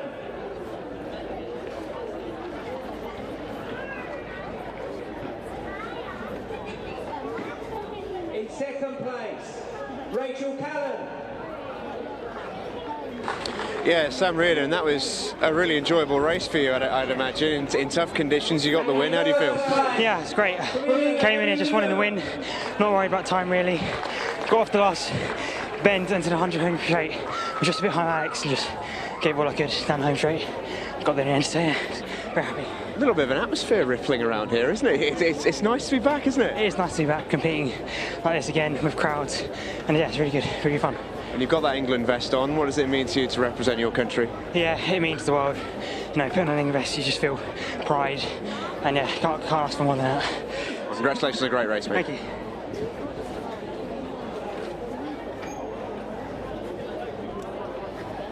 Well, great to hear from Sam Reardon there, backing up his sub-47 second run on Friday last week, and this is the lineup for the senior women's 400 metres. Rachel McCann from Northern Ireland, she goes in 2. Mary John goes in 3 for GB Juniors, having a great season, 53.06. Personal best for her. For England in lane 4 then, Amy Hilliard, our silver medalist at the England Senior Championships in Bedford last month. Outside her, Susanna Banjo. She goes in 5. For Wales, had a great run as well at the England Senior Championships. Amy Odinea. Outside her in 7, Linnea Killander from the National Athletics League, and on the outside in lane 8 from Scotland, Caris McCauley. Well, on paper, you would have to say that Amy Hilliard is the fastest in the field. British Championship finalist here last year as well, so knows this track well, and raced here in the Manchester Invitational at the start of the year. She's run 52.92 this year, getting that silver medal at the England Senior Championship. So what can she do? But keep an eye out for Mary John, the GB junior, having a great season. Still learning the event and new to it, so what can she do? She got a silver medal at the European Juniors, so is in good form. The lineup from the inside: McCann, John, Hilliard, Banjo, Odinea, Killander and McCauley. The women's 400 metres. Away nicely. Keep an eye out for John and Hilliard, and already Hilliard getting out quickly, setting the pace early on in the opening 400 metres here. Susanna Banjo just settling into her running now as Hilliard looks to go past her down the back straight. Odinea of Wales in the red strip in lane 6, going well at the moment, but it's Hilliard's race at the halfway point. Mary John has a bit of work to do, but she can finish strong. What she got left in the locker as they look towards the home straight. On the outside, Caris McCauley having a good run at the moment as well, but they will come into the home straight, and it is Amy Hilliard, the England athlete, leading on her outside. Banjo trying to stay with her. Odinea trying to kick-start into the finish. Can Hilliard hold on strong here? She's got the edge. She's going to have to dig deep. Ordinea coming through strongly for Wales. It's going to be tight on the line. 53.93 on the clock. Nothing to choose between them. Maybe Amy Ordinea just edging it. Hilliard ran exactly how you would want. Strong from the start. Setting the pace, made everybody come back at her. But Amy Ordinea, well, we're going to have to watch the photo finish really. We'll see if we can catch a replay as well.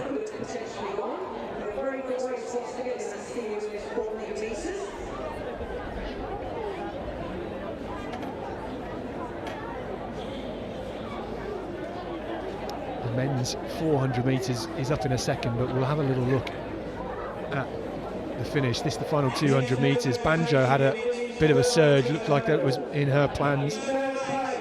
Kick with 200 metres to go, couldn't quite get back beyond Amy Hilliard, who came into the home straight leading, digging deep.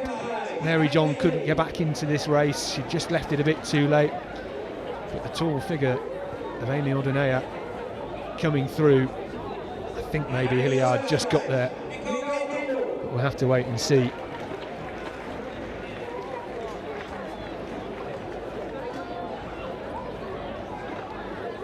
This the final 50 metres once again.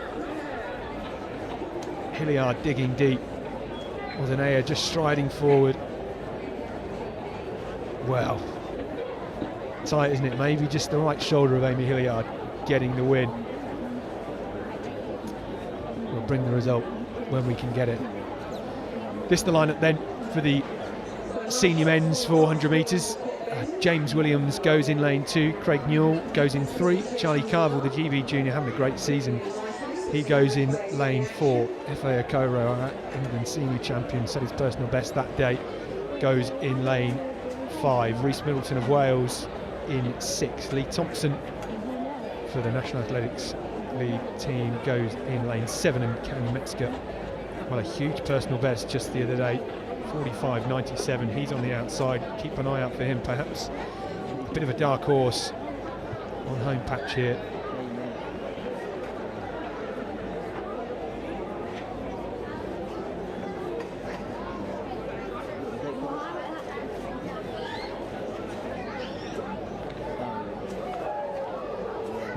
Well, could come from any one of them the win in this race. We know Efe Okoro, the England champion, multi-talented, over the 400 metre hurdles as well, choosing to work on the flat today.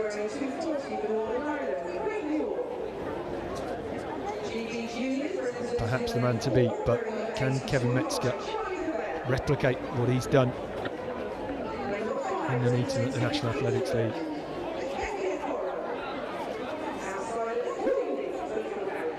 Lee Thompson running for Great Britain at the Olympics. This is homecoming really.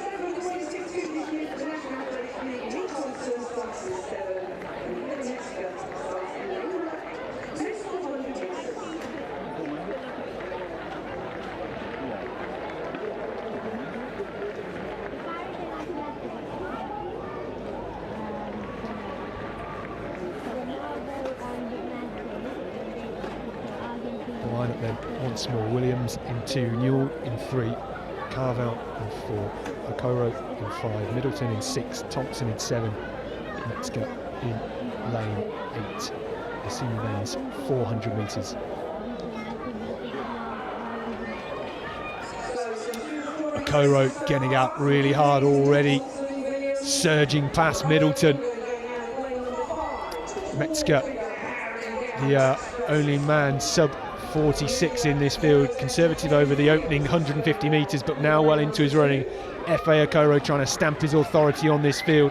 At the halfway point, it is Efe Okoro leading. James Williams from the inside, having to work hard, but now coming through. Had a great year, represented GV indoors at the European Championships, and now Efe Okoro and James Williams, as it was at the England Senior Champs, having to dig deep on the outside. Metzger striding down the track. Efe Okoro looking sublime as he comes across the line. Metzger trying to chase him down. 45.93 on the clock, and finally Efe Okoro has got the job done and has gone 46 seconds. Sub 46 for Efe Okoro. Maybe another sub 46 clocking for Kevin Metzger. He looked superb in Bedford for the England senior champs. He didn't quite have it on that final day, Efe Okoro, but he's done it on a very cold, drizzly day in Manchester. And he looks pretty happy with himself, doesn't he? Finally getting sub 46 seconds. And maximum points for England as well.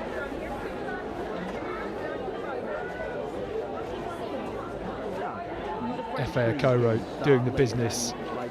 James Williams as well had a great run. Sure, he won't be too far off his lifetime best of 46.51. And Efe Okoro has worked so hard to get that sub 46 second clocking. He's been around for some time. He's still young, still improving, still doing the business in an England vest.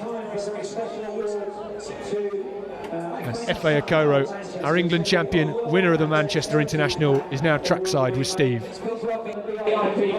Yeah, thank you very, very much. Efe, a huge congratulations, not just the win, but I know seeing that number 45 means a huge amount to you, doesn't it, as well? Yeah, definitely. It's a barrier I've been trying to break all year. It's my secondary goal this year to run a 45, so I've done it now. Not the best conditions spiritually, but yeah, I'm happy. Were you expecting that coming in today? Because I know you were knocking on that door for a little while, but obviously you wake up this morning, see the weather in Manchester and thinking, it could be a bit difficult. You know what? I feel like I'm in really good shape at the moment, so I definitely expected it. I didn't know how far into 45 I'd go. I'm happy to have done it today. You're wearing that England vest, you're the England champion. What does it mean for you representing your country on any stage, but here today? Oh, it means everything.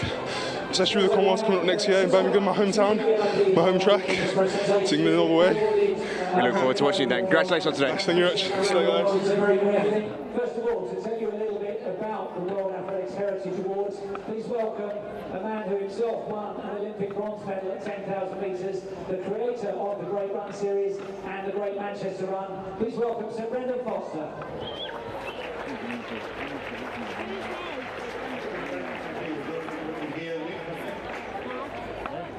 I'm absolutely delighted to be here, as always, in Manchester. Every time I come to Manchester, I see more high-rise buildings coming up in the city. It's becoming unrecognisable, but this is the fastest growing and the most exciting sporting city in the country by far, I believe. I just want to talk a little bit about this trophy that's being awarded today. In 2018, Steph Coe, who's the president of World Athletics, decided that the heritage of athletics was hugely important for the sport. And I think that's absolutely right. Any sport, any movement in life needs to look back on its heritage and actually try and reward it and try and bring it to the fore. And that's the idea of the World Athletics Heritage Plaque, which we're going to see today. It's awarded for our outstanding contribution to the history of athletics and also to the development of athletics. And when we think about today's trophy, which is going to be awarded to a Manchester lad, when you hear about the trophy itself and the category that he's been awarded in, I think you might understand the significance of this award and this man.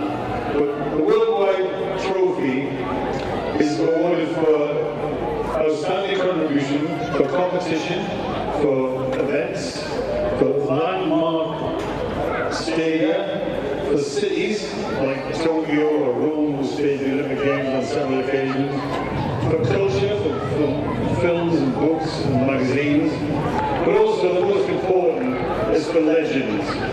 And when the sport of athletics decided to celebrate its legends, there were 12 people who were inaugurated into this Hall of Fame, if you want. 4 of those people, Fanny Lancaster with 4 gold medals in London in 1948, Emil Zatopek won the 5,000 metres, the 10,000 metres in the marathon in 1952. Pablo Nervi is the most awarded Olympian of all time, winning 9 Olympic gold medals. And Jesse Owens, the other great from America.